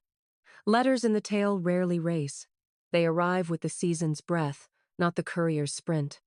You think of the way you routed notes around camellias earlier to doctor the trail, and now you watch how a character chooses rain, excuse ink, or first breeze paper, and lets a reply marinate until the room can receive it without breaking. When the Shining Prince composes a poem at dawn, the dreaded Kinuginu hour when robes rustle and hearts recalcitrantly return today, you can practically feel the paper cool in his hands. You fold your practice sheet that way, with a crease that admits mourning but does not surrender to it. The book also models careful anonymity. Genji stands behind blinds. Fragrance carries his intention, while propriety carries his face. That's your knight in miniature. Sleeve notes becoming the face you're not supposed to show. Earlier, you played fragrance gatherings labeled Spring River and First Rain on Tiles. Now you recognize their cousins in the fiction's set pieces, dawn mists, festival nights. Moon viewing eaves each a stage for scent to mean more than smell. When a character misjudges the strength of a blend, the narrative winces. When someone's robe sighs the exact right season, the narrative relaxes like tatami under bare knees. Of course, the tale is not a manual. You feel the ache under the etiquette. Maboroshi, the last chapter's title, the wizard, or illusion, hangs like unburned resin over the book's end. Absence has its own fragrance, and the text leaves a room and lets you smell who's missing. Historians still argue whether the ending's incompletion is intentional or the loss of a final fascicle. You, trained by ash and patience, accept the gap the way you accept a pastille that gives out at the perfect moment. Not every story needs a closing bell if the heir already knows what to do. You notice how the tale's women read scent as fluently as waka. A character recognizes a visitor's household by the cinnamon he can't resist overusing. You're thinking of an aunt's poetry chest that perfumed a month of mail. Evidently, families have signatures they cannot hide. Another measures sincerity by the restraint of a blend too eager a clove means the poem wants applause. A softened sandalwood means the poem wants shelter. Joke 2. In this court, you smell nice, is either a marriage proposal or a restraining order, depending on clove content. You resolve to deploy sandalwood kindly. The diary you're helping borrows the novel's calibration. Tonight's entry lines up real visitors as if they were chapters. Old Pavilion paused by the iris tub call this Akashi, because the garden insisted. Little Willow sent a letter on green paper call this Aoi. You tag each event with a fictional echo so future. You remembers not just who and what, but how it felt inside the room's season. If anyone peeks, it reads like literary enthusiasm. If you read it later, it's a map of feeling with fog lights. You also adopt Genji's small mercies. When someone missteps, the narrator often leans away from cruelty, preferring an image that lets a person keep their silhouette. So you write, a blend that hurried, instead of, he overcooked the clove. You write, a curtain that forgot to be shy, not she barged. Murasaki's calm precision becomes a mood stabilizer in your own notes. Your ash burns more evenly for it. And because stories grow legs, you witness a miniature performance. An older lady sends a tanzaku that quotes Genji just enough to frame a gentle refusal, and the recipient answers with a different chapter's weather to say understood without sulking. The blinds, pleased, move in their sleep. The brazier, pleased, lets the pastille finish on a sandalwood bow. You, also pleased, learn conflict resolution by novel. Joke 3, softly. HR should really hand out paperback Genji in a mica plate. Quarterly reviews would smell better and involve fewer raised voices. As the candle gutters into a bead, you hold the book the way you held the inkstone, like a vessel that makes behavior. The fictional perfumes do not replace the real ones. They name them, so that a sleeve isn't just silk but a sentence, and a hallway isn't just space but a preface. You close the fascicle and the room stays scented with its vocabulary. Longing at a readable decibel. Etiquette is a kind of lullaby. Night is a series of pages you turn without waking the house. Your diary's last line refuses a summary and chooses a scene. Plum-snow at the veranda, a bell behind the hill. You have written criticism the Heian way, through fragrance, through sleeves, through the gentlest of receipts. And when you breathe, the story breathes back. You sit with your sleeves still faintly breathing sandalwood and let your mind walk the route that brought tonight into the room. The diary's margin becomes a coastline. The ash bowl becomes a harbor. The tiny mica plate, a moon-riding monsoon wind. Your host lifts a jar of dark ginkgo and taps the lid twice, as if to say, "Remember, this didn't grow here. It sailed. It waited out storms. It crossed 3 languages before it learned your name." Mainstream fact. By the mid-Heian period, after official embassies to Tang, China ended in 894 on Sugawara no Michizan's advice, Japan still received imported luxuries through private and temple-linked trade, especially via Dazaifu and the port of Hakata in Kyushu, where Song Chinese ships and other intermediaries delivered aromatics, textiles, and books that court life quietly required. The palace may speak in whispers, but someone far away had to shout into a sail. Picture a lean, high-prowed ship leaving the Malabar or Coromandel coasts, with sandalwood tucked beside dyed cottons. Another, smaller craft loading in the Malay archipelago. A convoy slipping past Srivijaya's watch at the straits, hulls creaking with clove buds from the Moluccas, the Spice Islands, where trees carry stars that smell like winter laughter. Farther north along the Champa coast, resigned dark logs of agarwood aquilaria, wounded by time, and transformed weight in warehouses where wind smells of brine and incense at the same time.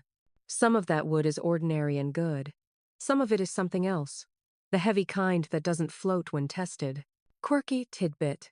The Chinese name for agar wood, sinking fragrance, shenxiang, comes from that test highly resinous heartwood dips instead of bobbing, a tiny miracle that doubles as a quality check you can perform with a bucket. You lean your cheek on your wrist and keep sailing. Up to Guangzhou or Quanzhou-song, China's big breathing ports where foreign traders bargain in courtyards that smell of pepper, camphor, wet rope, and ink. There, Japanese monks, temple agents, or merchants from Hakata's guilds arrange purchases that will not be listed in any loud proclamation but will absolutely be listed between diary lines as "The evening wore an old mountain note." Historians still argue whether Heian-Kyoto's steady supply of aromatics reflects robust direct exchange with songships in Kyushu or a more sporadic gift economy channeled through temples, aristocratic households, and tribute-like circuits that made rare shipments feel constant because courtiers stretched them with skill. Either way, your sleeves say the pipeline worked. Camphor asks for its own paragraph, because tonight's cool edge, your rescue note in Moon Over Veranda, doesn't come from one tree alone. There is camphor from Borneo, the crystalline, high-status kind prized in medieval pharmacology, and camphor from camphor laurel closer to home. There are jars that travel wrapped, like princes, and jars that arrive in bulk, like practical cousins. The crystals tinkle. If you shake the box, do not shake the box, and the scent can clean a whole corner with one breath, a winter window opening inside a summer room. Joke 1. Into your cuff. Camphor is that friend who brings a cross breeze to meetings and prevents everyone from fainting over their own metaphors. Your host sets beside the diary a sliver of legendary wood, and for a heartbeat you're back in Nara, earlier than tonight's century. Inside the Shosoan treasury, where a log called Ranjatai sleeps behind history's locked screens. The tale says pieces were cut only on solemn occasions. Later, a warlord will take a shaving and turn reverence into politics, with a knife's polite hush. Whether this shard in front of you knows that log directly or only by rumor, your nose behaves the same way. The air darkens. The ash steadies. The room shares a breath. The palace keeps its myths in resin, and myth travels well. Clove arrives carrying a passport stamped farther than you think. Those dried flower buds rode monsoon seasons from the Moluccas into Indian and Arab markets, centuries before they slid into Chinese trade and then into your sleeve. Their chemistry is warm and insistent. Too much and you smell like a festive apothecary. Just enough and you get the wink at the end of Spring River. Cinnamon too, but the kind you meet most often here is likely cassia, Chinese cinnamon. Bark from southern China and Southeast Asia, a rounder warmth than the Sri Lankan stick in your winter memories. Even the names on the jar are histories. Nikkei, Choji, Byakuden, a cabinet of loanwords smoothed by travel. Turn the diary page and sketch the ship routes as waves. Monsoon winds blow one way half the year, then politely reverse. Sailors time departures like you, time a poem too late and you embarrass everyone, too early and you arrive with no audience. A Kyoto salon depends on people you will never see reading clouds, you will never touch and trusting a wind that is not paid hourly. You write that thought down because it's too pretty to waste and too true to lose. At Hakata, imagine the unloading, bales and chests and jars, a tax clerk who wants numbers, a monk who wants the best sliver for a temple's ceremony, a merchant who wants to keep a little off the ledger for a lady who pays in influence and perfect seasonal color stacks. Mainstream fact returns. Dazaifu administered foreign trade and diplomacy in Kyushu, balancing revenue and ritual, and archaeology around Fukuoka keeps finding Song-style coins and ceramics that prove the traffic was more than rumor. The road inland, overland, and river carries smaller weights than the sea did. Your pastilles begin their life as cargo and end as breath. You touch the silk pouch in your sleeve, safe for scandal, and realize some blends are safe because they don't shout import even when they are built of travel. Sandalwood anchors a robe without announcing the port schedule. A micro-grain of clove brightens a poem without calling the harbor to testify. Historians still argue whether courtiers could consistently identify source regions by smell. Borneo versus Formosa camphor, Champa versus Hainan agarwood, or whether this smells like Old Mountain Temple was an aesthetic category, not a customs report. You decide both can be true. The nose knows categories the ledger can't. Jars themselves are little ships. Stoppered pottery from kilns you could plot on a map, tied with papers brushed by a scribe whose own sleeve smelled of the last jar he touched. Quirky tidbit number 2. Some households lined incense drawers with papers pre-scented by warming pastilles, so the wood absorbed a memory. Open the drawer and yesterday bowed first. Drawer as time machine. You, the conductor in silk. The diary lets you add one small, unheroic number. Cost. Aromatics were expensive enough to sort people without speaking. A household that can warm a robe chest every washing moon is not the same as a cousin who must reuse last season's sliver and hope no one notices. Your host notes who listens generously at gatherings sharing wood, lending a pinch, mending a scent that misbehaved. There is an economy of rescue here, a quiet ledger of favors wrapped in smoke. Joke 2. Imagine a Heian loyalty program. Burn 10, earn 1. Redeemable for a seat nearer the veranda and fewer eyebrow remarks. You would sign up, admit it. You pause at a question you can't answer yet. How much of this was temple-driven fragrances framed as offerings and purification, and how much was secular delight pretending to be pious airflow? The line blurs on purpose. A stick smolders in a chapel. A pastille warms in a bridal chest. Both say the air should behave. Historians still argue whether purification and perfuming were conceptually distinct in practice, or braided as one act the way ink and paper are separate and married. You underline that debate in the margin, and add a dot. Your new symbol for worth staying awake an extra 5 minutes to consider, then sleep. Finally, bring the route home. Someone opens the chest in Kyoto. Your host measures powder into honey with a breath you now recognize. The sliver from a storm a year ago becomes tonight's first rain on tiles. You think of sailors trimming a sail, of porters shifting a load on a muddy hill, of a clerk in Dazaifu closing a ledger with a sigh, of a monk clouding a sutra hall, of a merchant nursing a bruise where the clove crate bumped his hip. Then you exhale, and all that travel becomes a dome of scent you can walk into without moving. Joke 3, gentle. If your pillow could earn frequent flyer miles for fragrances, it would be composing a smug waka right now. You close the jar. The diary receives a final line. Tonight's wood remembered rain from oceans it never saw. Your sleeve carries one last, careful breath to the blind, and the blind answers by not moving at all. That's how you know the room understood. The long road fell quiet on your wrist, and the city will sleep a little finer because strangers read the wind on time. You mark the margin with a tiny plum blossom and let the night rotate through the year. because in this palace, scent owns a calendar. Winter fades at the cuff like breath on glass. Early spring taps your sleeve with a twig of yew. Late spring slides in on iris edges sharp as paper knives. High summer lays down flat sandalwood shade. Autumn warms the room with chrysanthemum and faint smoke that refuses to be a fire. You don't change perfumes so much as tune them, the way you learned to lower a brazier's heat with a mica plate until the air behaves. First, the hinge of the year. Plum, snow. The garden still holds frost, but buds test the light, and your notes adopt that paradox cool outline, warm center. You go gentle on clove, too festive for half-frozen moonlight. Lean on sandalwood for body, and dissolve a sigh of aloeswood into the mix until the room hears old mountain, not yet path. On the veranda, someone mutters a waka about sleeves waking before trees do, and your cuff answers with the quiet you needed in Section 3. Mainstream fact. The court's year arcs across formal observances, the 5 seasonal festivals, Gosaku, were celebrated at Heian-court 7th day of 1st month, 3rd of 3rd, 5th of 5th, 7th of 7th, 9th of 9th, each with its textures, plants, and polite superstitions. Fragrance keeps pace, never ahead, never behind. The 3rd day of the 3rd month arrives with doll displays and river rites. You join a kyokusui no-en in a garden where a little stream sews the earth together and cups of sake ride downstream like shy boats. You kneel at the bank. A cup slides past.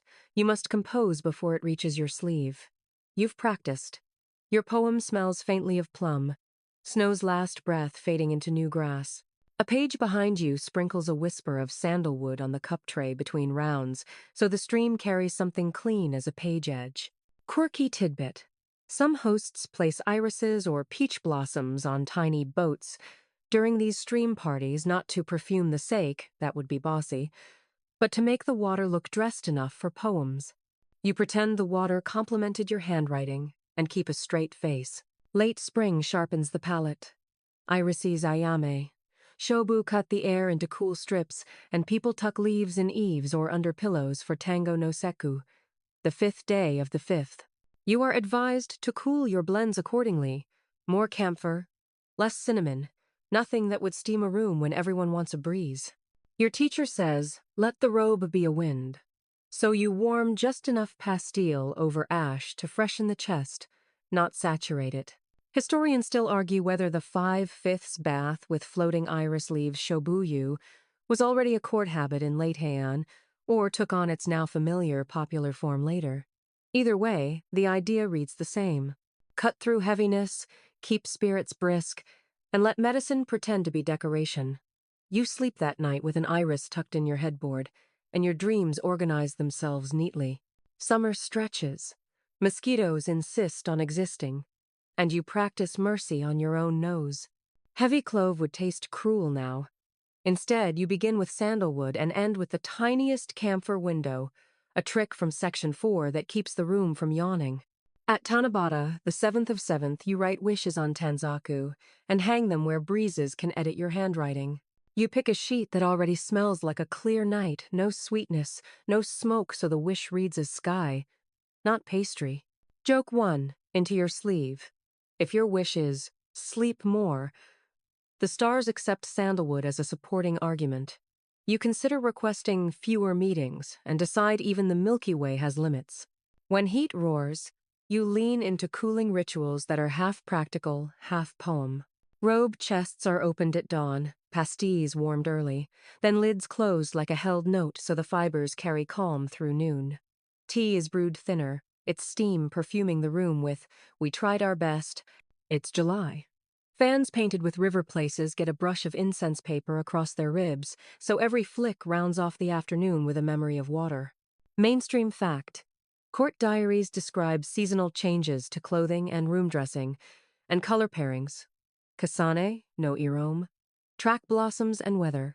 Fragrance follows those visual cues, keeping harmony between eye and air. You like that the year is a duet. Autumn arrives as if it had been waiting politely outside. Chrysanthemum climbs the screens. On the 9th day of the 9th, you join a choyo no seku gathering, where silk or cotton is laid over chrysanthemum blossoms at dusk, and lifted in morning jeweled with dew, the kisewada that people touch to faces and sleeves for long life.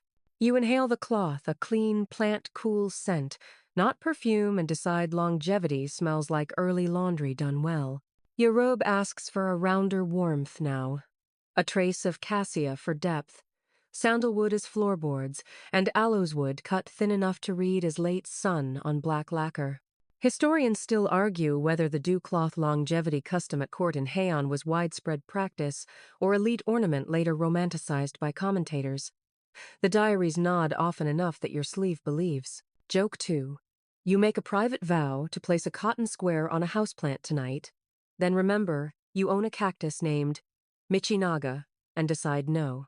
Colors thicken, smoke thins. People start perfuming paper for farewell letters to summer. You glimpse a tray of rolls, scented paper, pressed in drawers that spent the rainy season exhaling sandalwood into everything. You choose pale ochre, brush a line about geese that forgot to hurry, and seal it with gold dust light enough to pass as part of the weather. The diary notes room turned toward Kiku, and your nose confirms. Winter returns with appetite. The brazier hums like a cat. Plum-snow comes back.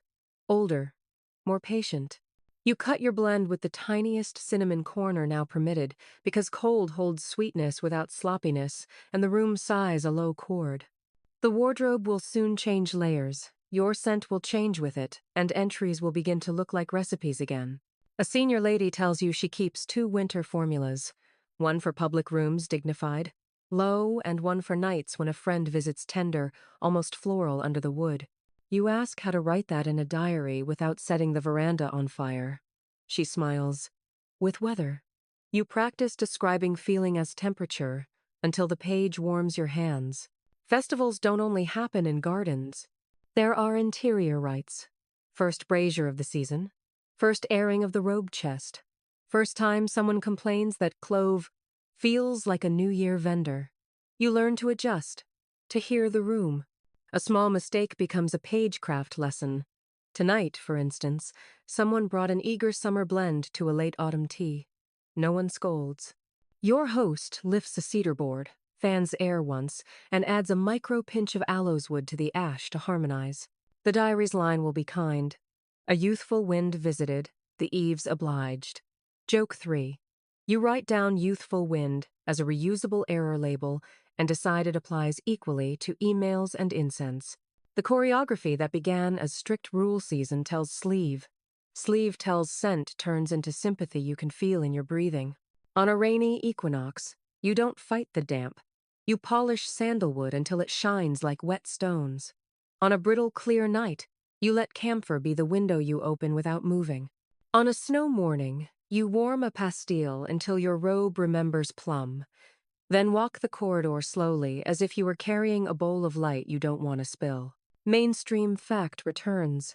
Heian aesthetics prize seasonal attunement. Mono no aware isn't a lecture.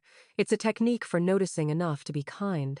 The diary's obsession with incense and sleeve notes isn't fussiness. It's a machine for empathy timed to weather. By the time you close the year, your margin plum blossom has become a ring of marks. A tiny boat for the 3rd month, an iris blade for the 5th, 2 stars for the 7th, a chrysanthemum knot for the 9th, and a snow dot beside a branch for the 12th. If you reopen to any page later, you'll smell the season you meant, even if the jar is empty by then. Historians still argue whether tonight's precise seasonal pairings, the little ratios you've written, reflect common practice or your host's household style. You settle it for yourself.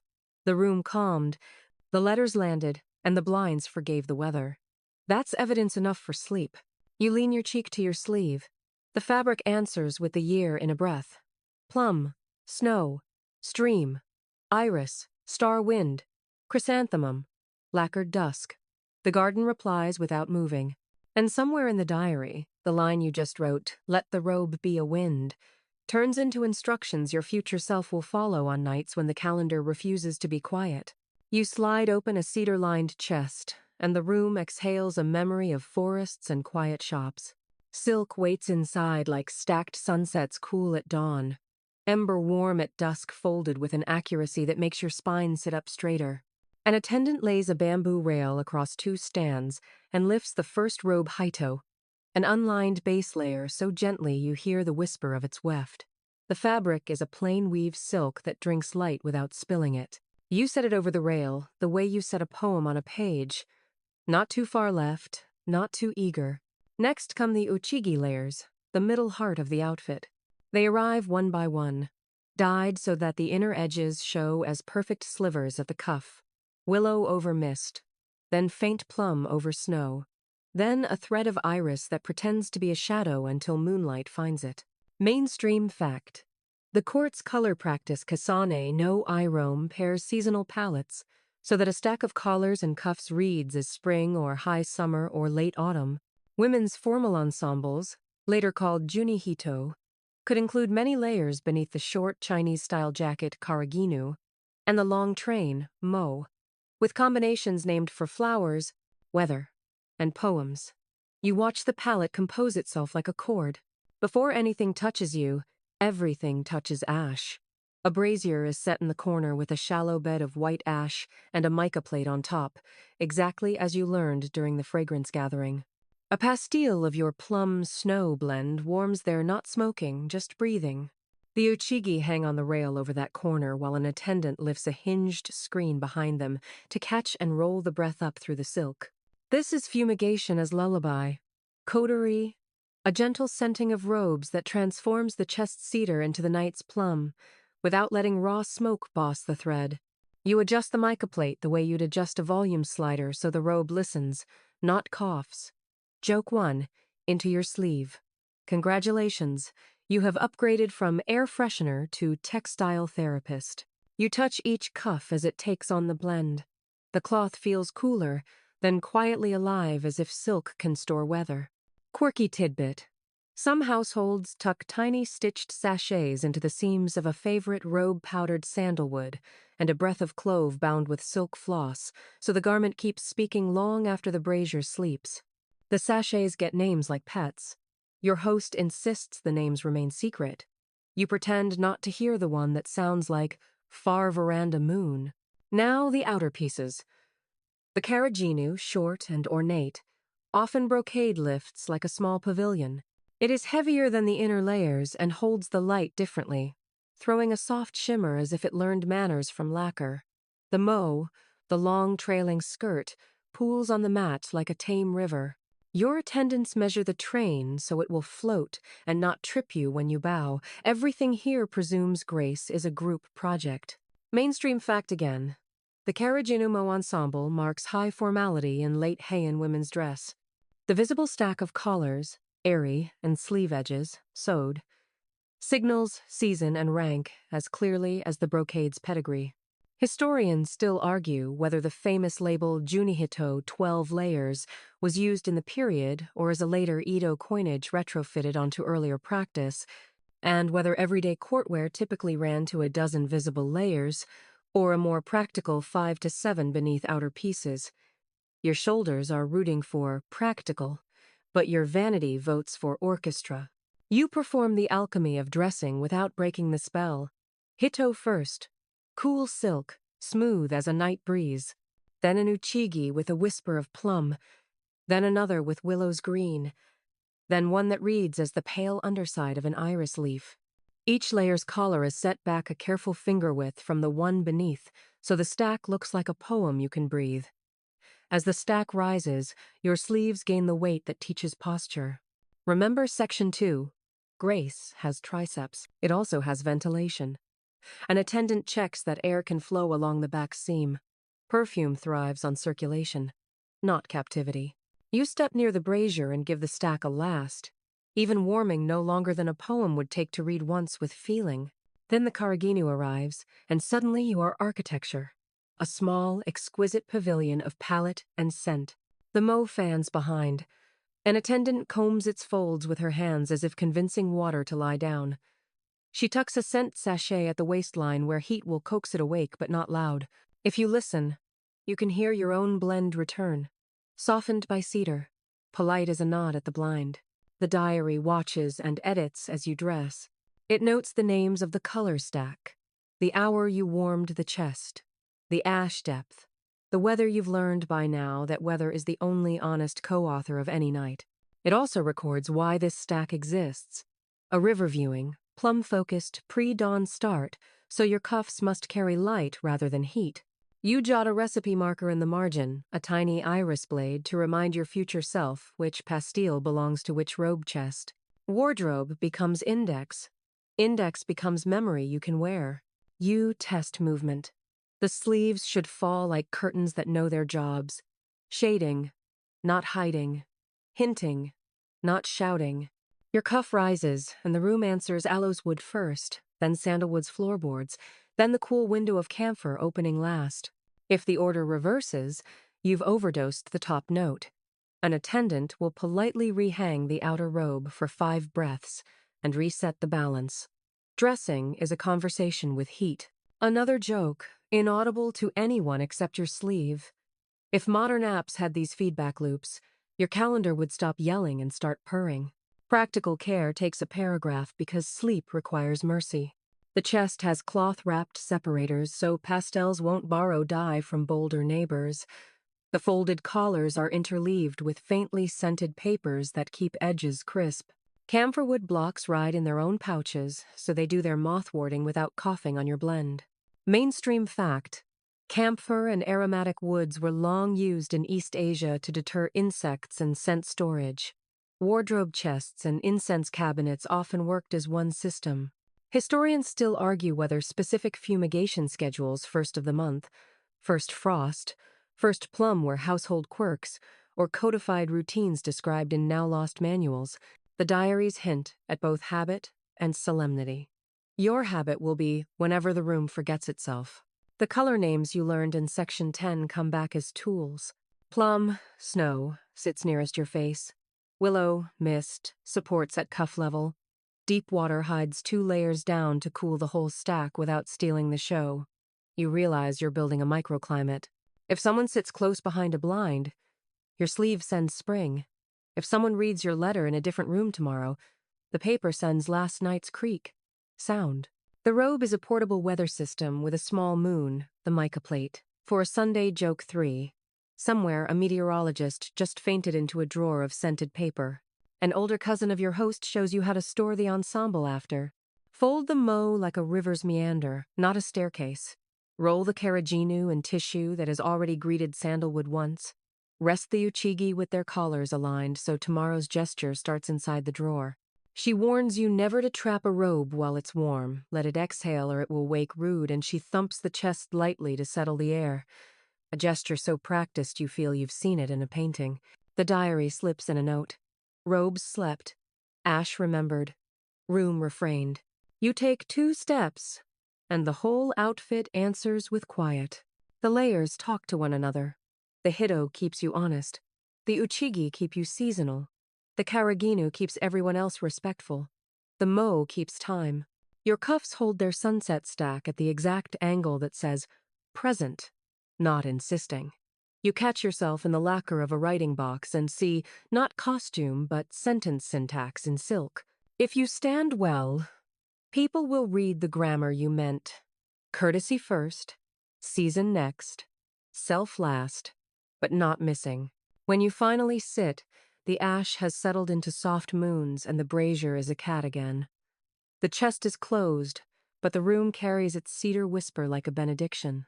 You adjust one collar by the width of a breath. The diary writes that down, too, not because anyone will audit you, but because tonight's alchemy should be repeatable on a morning when your hands forget and your calendar is louder than plums. If the page survives, someone centuries from now may sniff a fold and decide the night smelled like patience. You feel the corridor before you see it. A narrow stream of fragrance curling along the tatami, like a rumor that learned to walk. It is not tonight's plum-snow. It's warmer, a little showy, a clove smile that lingers half a beat too long at corners. Your host glances toward the draft, then at the diary, and you understand the next entry will be etiquette with footnotes and mercy. Scent isn't only ornament here, it's evidence. You are about to learn how the room forgives without forgetting. Etiquette begins at the threshold. You don't burst through blinds, you dilate them. The fan tap announces breath, not body. Your sleeve rises to shield your mouth when you speak through the slats, so your words don't shove perfume into another person's air. If you sit, you angle your cuffs toward the garden, not toward a neighbor's face, the way you angle lanterns to flatter lacquer rather than attack it. Mainstream fact. Heian-courtly conduct, choreographed distance with movable screens, sudare, kicho, and speech across blinds. Poems and letters often traveled instead of faces, and good manners meant precise control of voice, glance, and scent. Your sleeve is a volume knob disguised as silk. Trouble begins when the air tells a story the paper is not ready to tell. A visitor leaves behind a signature too much clove, a rare aloeswood no one else can afford, or simply a household blend that doesn't belong to this wing. By dawn, the hall still wears the guest's trail like a ribbon someone forgot to untie. The discreet response is not accusation. It's housekeeping with poetry. Ash is sifted. Doors are opened in a pattern that lets wind erase names, and a kindly, rain-clearing pastille is warmed to blend the night into morning. The diary will record. A youthful wind wandered. Kiku smoothed it, which means, roughly, we smelled you. We chose grace. Joke 1. Breathed into your cuff. Congratulations. You've discovered restorative justice, aromatherapy edition. Rules for preventing scandal read like recipes for kindness. Do not wear festival blends to private hours. Save bright clove for New Year bustle, not midnight blinds. Do not air-robe chests right before a clandestine visit. Your cuffs will broadcast housekeeping, and court will infer housekeeping of another kind. Do not borrow a famous household's blend, unless you also plan to borrow their aunt's forgiveness. Your host's senior attendant, who has rescued more evenings than most legends, demonstrates a technique called swallowing the trail. Slip the outer sleeve back within the inner layer while crossing shared corridors, so the stronger blend travels insulated. You try it, and feel the air go quieter around you, like a library that approves of your posture. When discretion fails, literature intervenes. No one summons a tribunal. Someone sends a waka with weather. Wind took the scent divided by where blinds forget their hinge, divided by forgive the night's path. Plum-snow melts into river. The deer drinks and does not speak. A reply arrives on cool paper. River knows the hill divided by only as long as rain lasts. I bow to the moon. An apology has succeeded without nouns. The diary files both under rain agreements. Historians still argue whether such formulae were common practice across households or idealized in tales to make court life seem perpetually salvaged by poetry. You, watching two reputations set themselves to rights in 5 lines each, vote for practice with idealization as perfume. Sometimes the trail does not belong to scandal. It belongs to clumsiness. An overeager guest warms a pastille too close to sleeve and prints smoke in a pattern the laundry will gossip about for a week. The gentle consequence is education disguised as hospitality. Your host invites that person to help prepare ash for the next gathering, walking them through charcoal depth, mica spacing, and the art of listening before adding more. Mainstream fact. Court amusement often doubled as training. Yuta, Aways, poetry contests, taught taste by way of play, and later Kodo codified listening exercises that transformed misfires into shared vocabulary. You realize this place believes embarrassment is a renewable resource if you compost it. Quirky tidbit. A certain aunt keeps a tiny paper fan whose ribs are cut from camphor wood. If she suspects a corridor of carrying tales, she flicks the fan once as she passes, and by the time anyone follows, the air reads as clean laundry and common sense. She calls it her boredom fan. Everyone else calls it the treaty. You watch it work after that showy clove draft. One flick, one breath, and the corridor remembers to mind its own business. You would like 5 for your email. There are harsher tools, politely sheathed. Seating is wind management. If someone's blend has become the night's plot twist, the steward quietly assigns them the leeward cushion near an obliging veranda. If a household's signature has drifted into presumptuous territory, too much Kiara thunder at too many small gatherings, those sleeves discover themselves placed near a brazier prepared with cooling camphor. No one says, tone it down. The room says, have a window, Your cuffs learn humility from architecture. Manuals exist, but they whisper.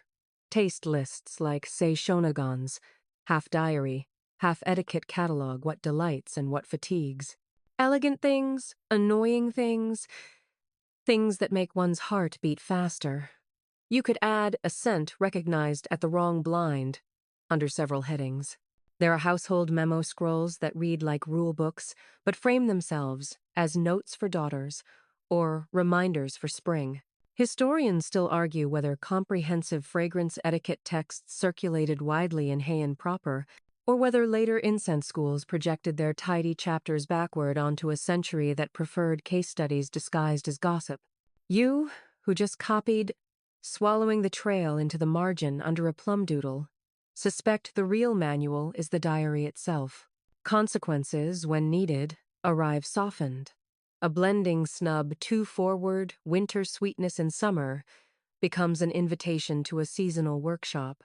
A corridor rumor becomes a seating plan that keeps two ants in different climates until chrysanthemums forgive them.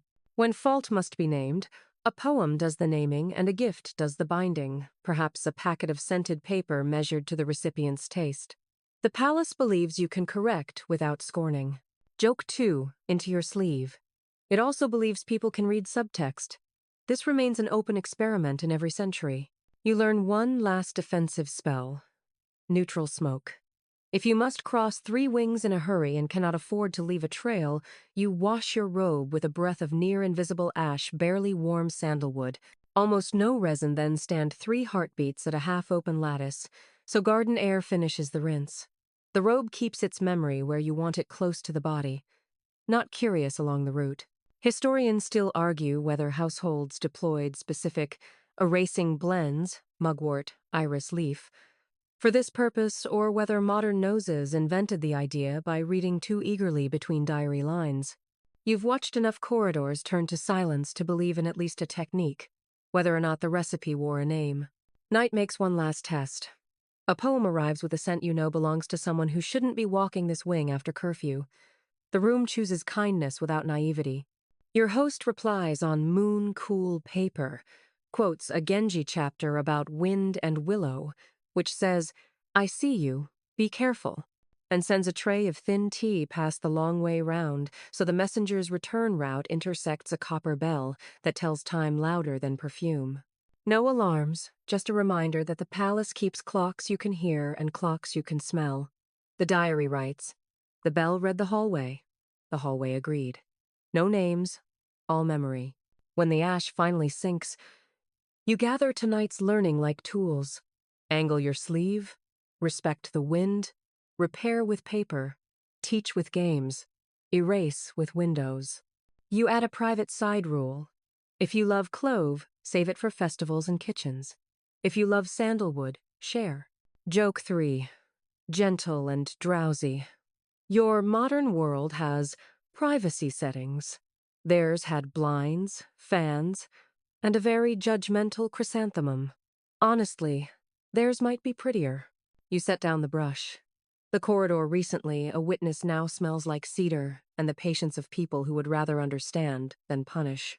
The diary closes on a page that marks not scandal but its treatment, not guilt but airflow. You feel your shoulders drop the way screens fall into their grooves. In a city that takes pride in remembering, etiquette is the art of guiding what the air will keep. Your sleeve lifts, once, to test the room. The room answers by staying still. And you, relieved and sleepy, let that stillness become your last lesson of the night. Before the blinds remember morning, a bell folds the night, and you follow the sound through a side gallery toward the palace chapel. The corridor carries sandalwood the way a river carries moonlight easily, as if weightless, and then you step into a square of lamplight where monks sit like dark commas, pausing the world so the next sentence can begin. A brazier hums, the ash is white as first snow, and a steady ribbon of smoke climbs as if the roof were a mountain. You kneel, sleeve lifted not to hide, but to keep your breath from bossing the room, and you feel the way incense here stops being accessory and becomes grammar. It marks the start of prayer. It links voice to space. It tells the air to behave. Mainstream fact. In Heian-court, Buddhism sits inside power like a heart tendai on Mount Hiei and Shingon at Mount Koya, anchor state and ceremony. Courtiers sponsor rites, copy sutras, and ask temples to pray for safe childbirths, promotions, and the long calm of their houses. Incense burns as offering and as atmosphere. Piles of fragrant ash become silent ledgers of devotion. You watch a monk lift a tiny ladle of powders, aloeswood, thinned with sandalwood, and tip it onto a mica plate so the fragrance rises without scorching. The same patience you learned at last night's gatherings turned toward the Buddha with both sleeves. The chanting starts low, a lake under reeds. You feel each phrase carry on the warmed air. You've been told, politely, that smoke is a vehicle for petitions, a way to send attention upward without trying to shout past the roof. Next to you, a lacquered table holds sutra rolls wrapped in indigo silk. When the wrapper unfurls, a breath of old resin and cedar answers proof that books have noses and memories. Quirky tidbit. For sutra copying days, shakyo. Some households scent the room beforehand to settle insects and nerves. Copyists rub hands with citrus water, then keep a pinch of sandalwood in the paper chest so the finished scroll opens later with a whiff of calm. You picture your own diary pretending to be a sutra for 5 minutes just to earn that treatment. A court lady arrives, her cuffs pared down to winter honesty. She places a slip with a name before the incense burner and bows, the gesture slow enough that your shoulders drop in sympathy. The monks chant a dharani, the smoke answers with a small, tireless column. You realize devotion, deodorizing, and diplomacy sit elbow to elbow here. Devotion is obvious. Deodorizing is gentle housekeeping. Do not pretend robes and breath don't live in rooms. Diplomacy is the gift you set on the table before you ask the world to be kind aloeswood. A perfect burner. A promise of future support wrapped in sandalwood breath. The steward leans to explain that temples keep inventories like kitchens. Powders, chips, pastilles for rites versus perfuming. Cedar slivers for drying damp scrolls. Camphor for cabinets that deserve to live. Mainstream fact. The much older Shosoin treasury lists aromatics agarwood, ginkgo, clove, choji, cinnamon, nikke, borneol, ryuno, musk proof that from Nara onward, the court treated scent as medicine, offering, and prestige. Heian inherits the habit, smoothing it into art.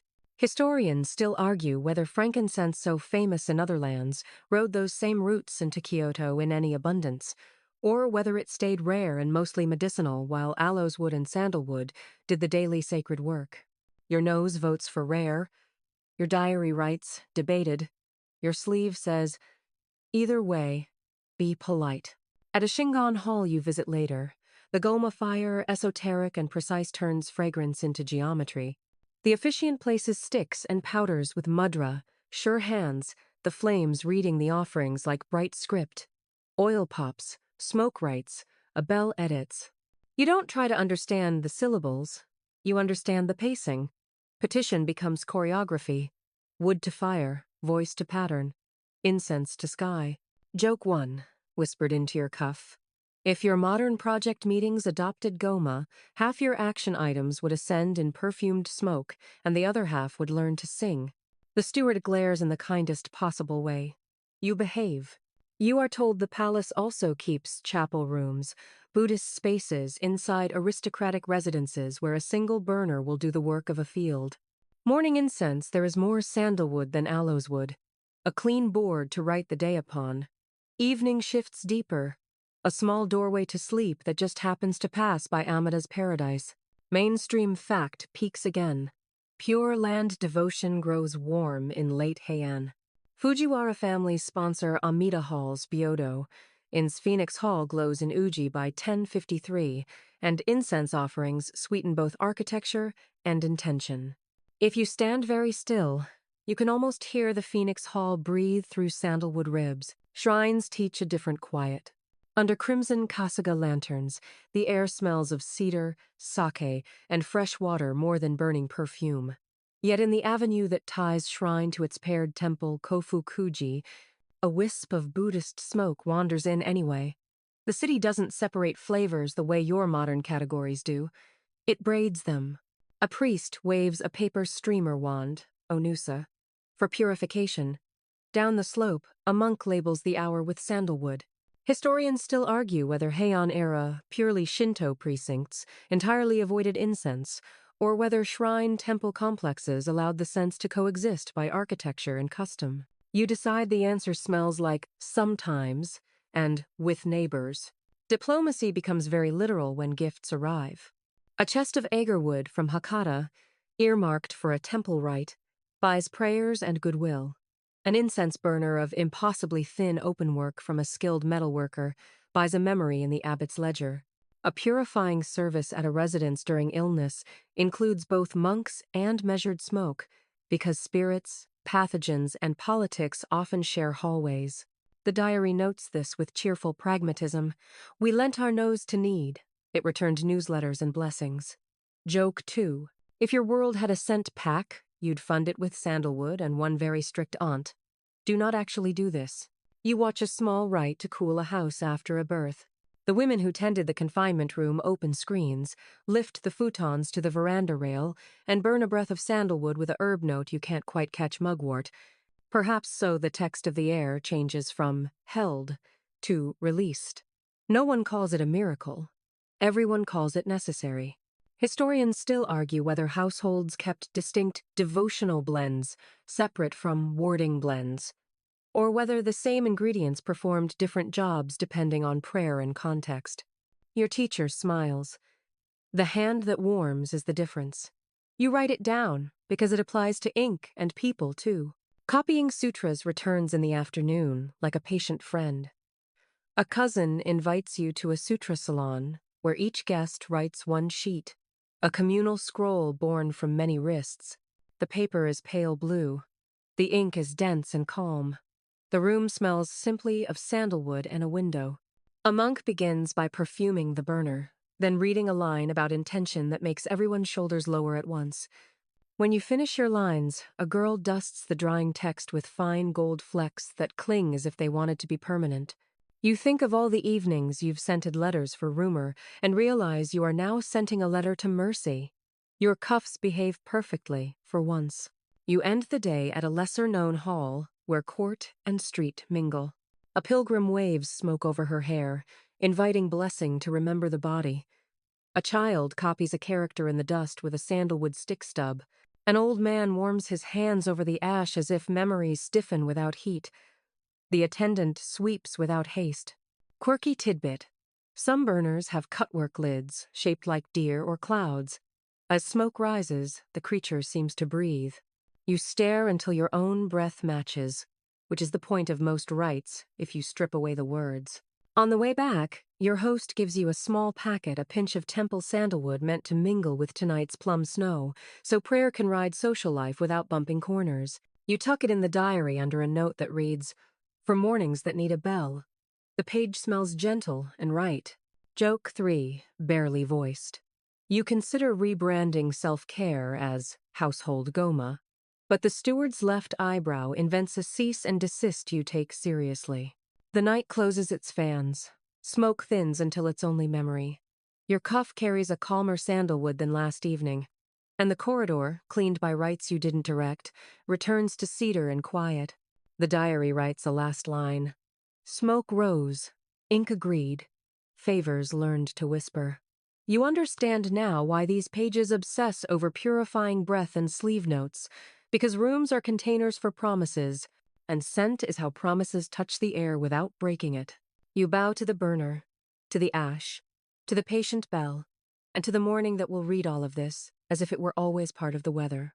You learn to read a room the way a boatman reads water, by small ripples, by what smoke does when no one is looking, by how a blind inhales when a far door opens. Tonight the palace reminds you that fragrance isn't only craft, it's urban planning in miniature. The building itself, planked, raised, and full of courteous gaps, decides whether your plum-snow blend floats like a poem or behaves like gossip in a hurry.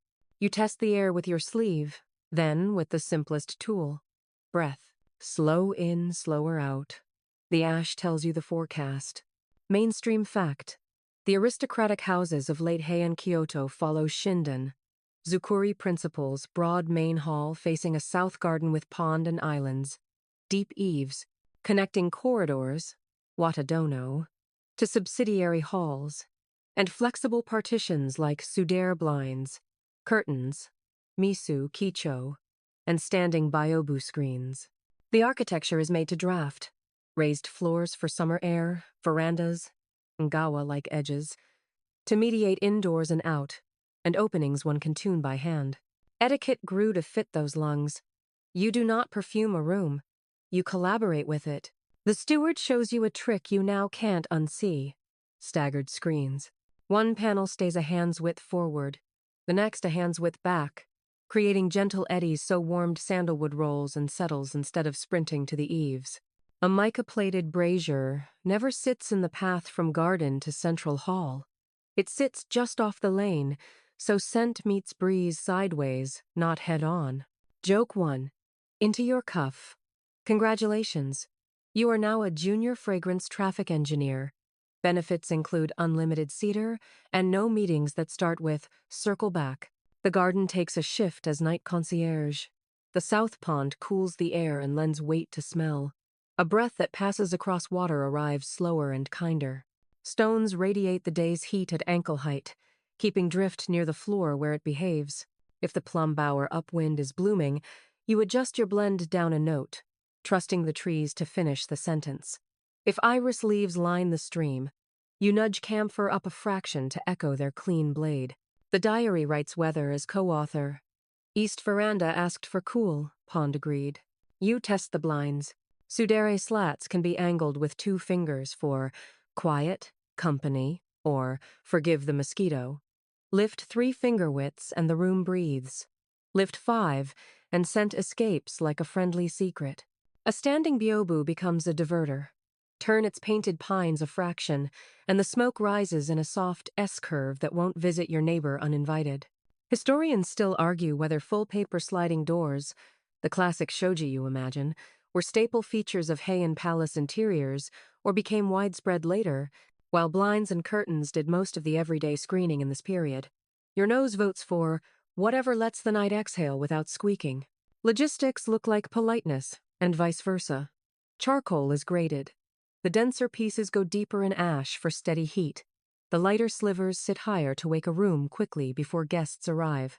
Ash depth has dialects the steward taps the rim twice for a rain day bed. Thicker, slower.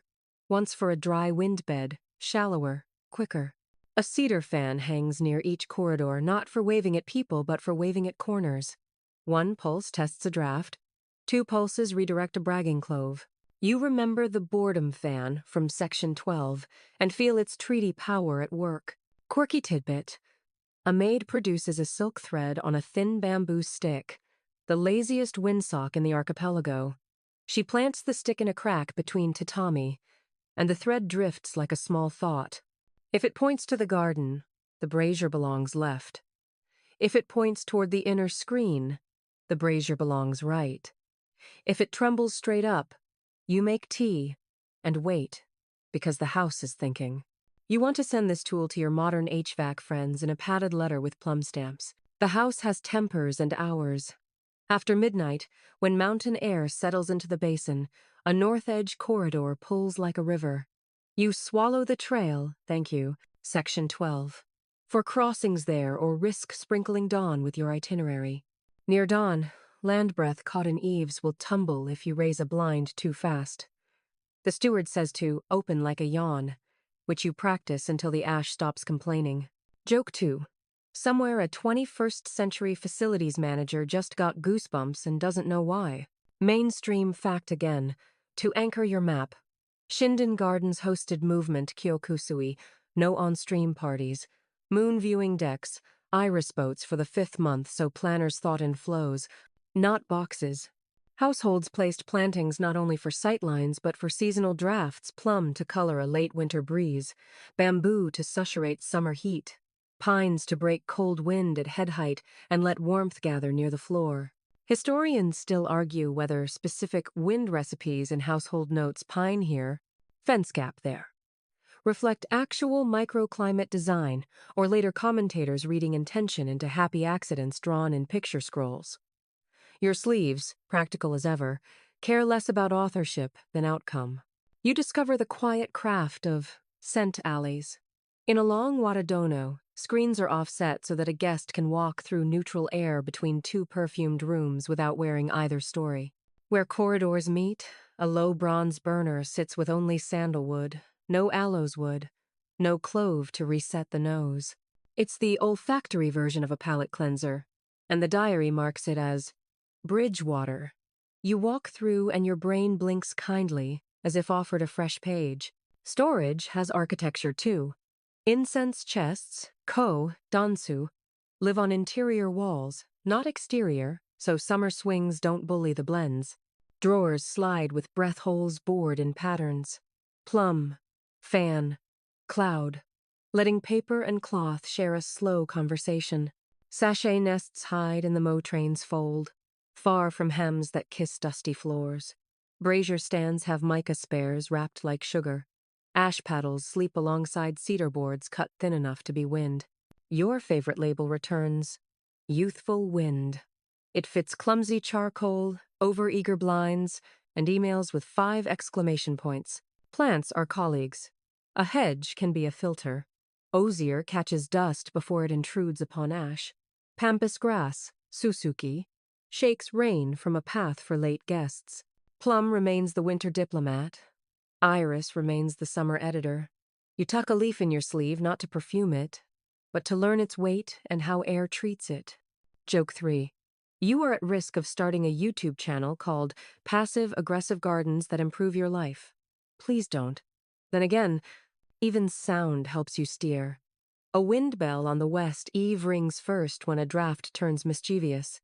Paper strips tanzaku from yesterday's wishes hang where a hidden eddy would otherwise sulk.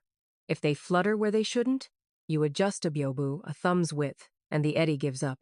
You start hearing the house as a score, pond and bell and blind and sleeve, a 4-part hymn that knows when to crescendo and when to behave like a lullaby. Not every room wants the same treatment. An inner study craves slow, almost vertical breath. You go deep on ash and keep the brazier near a column so woodwork becomes a chimney. A veranda meeting wants lateral drift. You move the burner to the lee of a pillar and let the garden finish each sentence. The chapel corner wants clear sandalwood that reads as morning. You give it, then walk your social blend miles away so the smells bow to each other instead of debate theology at the threshold. The illustrated hand scrolls that later show court life Genji Imaki, seasonal albums teach you caution. Their rooms are clean diagrams, their verandas ideal. Historians still argue whether such images capture lived airflow or compose fantasies of immaculate draft where servants, wet clothes, and summer insects never complicate grace. Your diary takes the middle way. Diagram helps. Dust exists. Incense forgives. You write that line in small arcana because it is both true and humble. You help prepare for tomorrow's rain. The steward lowers bamboo blinds on the windward side and raises them a hand on the lee, creating a slow wheel that keeps damp air from slapping the brazier. The pond path gets a sprinkle, yes, a sprinkle because a slightly wetter stone gives cooler reflected air. Nobody slips, everybody breathes. Pastilles destined for sleeves are dried in a loft where heat rises and opinions don't. Your safe for scandal pouch gets a checkup, then a tiny knot retied with an iris-colored thread because details are seatbelts. By the time a candle shortens to a bead, you're thinking like a building. You approach thresholds diagonally so your sleeves trail crosses wood grain, not open space. You time openings to the bell. You sit where the pond's cool will meet sandalwood's floorboards in the middle of your ribs. The diary notes without boasting that the house wore the scent, not the other way round. That's the point. Good architecture makes your formula sound like the room's idea. You leave one hallway in deliberate silence. No pastille, only cedar and clean tatami, so that anyone crossing from plum to chrysanthemum passes through ordinary air and remembers to be a person before resuming a character. The thread on its stick lies down, satisfied. You bow a little to the stick, a little to the ash, a little to the pond. The pond refuses to bow back, which is actually polite. You smile into your sleeve and walk the last steps lightly, as if the floorboards themselves are old friends who prefer sandalwood to speeches. You sit with the ash as it levels itself, a tiny inland sea finding calm, and you begin the closing rituals that let a night survive its own beauty. The diary lies open to a page that still shines like a wet stone. You read your last lines aloud under your breath. The house wore the scent, not the other way round, and dot a discreet mark in the margin so your future self can find tonight by fingertip. The brush, rinsed, rests on its rack like a heron with folded wings. The room answers with that small, feline hum from the brazier you've come to love. Yes, the brazier is a cat again. You adjust the mica to a lower star, and the air agrees. You gather the paper debris that isn't debris at all, the test strokes that taught your hand to be kind, the scrap that saved a blot from becoming the night's headline, the tiny fan of cedar used to coax ink to behave. Even leftovers carry memory here. Mainstream fact. Many Heian diaries survive because later copyists, often centuries later, recopied them into new formats. Our originals are sometimes elegant descendants, with marginalia, colophons, even faint whiffs of sandalwood clinging to wrappers that outlived their first owners. Your page joins that river of transmission with a bow and a breath. A tray arrives for the wardrobe's bedtime. Sachets return to their nests. Safe for scandal is tied twice with an iris thread. The mow is combed into ripples that look like sleep. You hang the outer robe over a rail set at ash distance and let the last of plum-snow fold into the silk until the fabric says tomorrow. You remember the trick from the steward open blinds like a yawn, and you raise one, slat just enough to let pond-cool air finish the sentence. Joke one, whispered. Congratulations, your degree in polite meteorology is now official. Your host asks for the fragrance ledger, the little roll where formulas pose as weather reports. You add tonight's ratios: ginkgo breathing low, sandalwood steady, camphor a window, clove a rumor you decided not to spread and tag it with the plum blossom you've been using as a year marker. Across a line, you note who listened well and who brought a youthful wind that needed a window. The ledger never scolds, it calibrates. Historians still argue whether households maintained such systematic records, or whether we moderns project spreadsheets onto salons that preferred memory and gossip. The existence of named blends and recurring season notes suggests some families at least kept a scented commonplace book, even if it looked like poetry to outsiders. The garden leans in as you put tools to bed. The ash paddle sleeps beside spare mica under a cloth.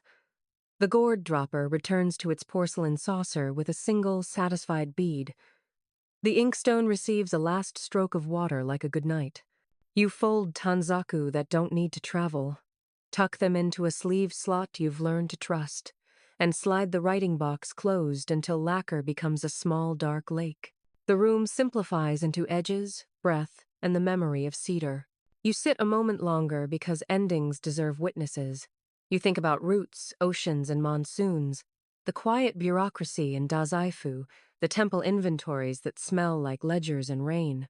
You think about stories, the Genji fascicles that taught you to name weather, the diaries that trained you to notice what smoke does when no one is looking, the poems that apologized for people more gently than people could. You think about the hands Murasaki's cool, Izumi's title, Sarashina's moon-drowsed, and how they coached your own wrists into a line that breathes.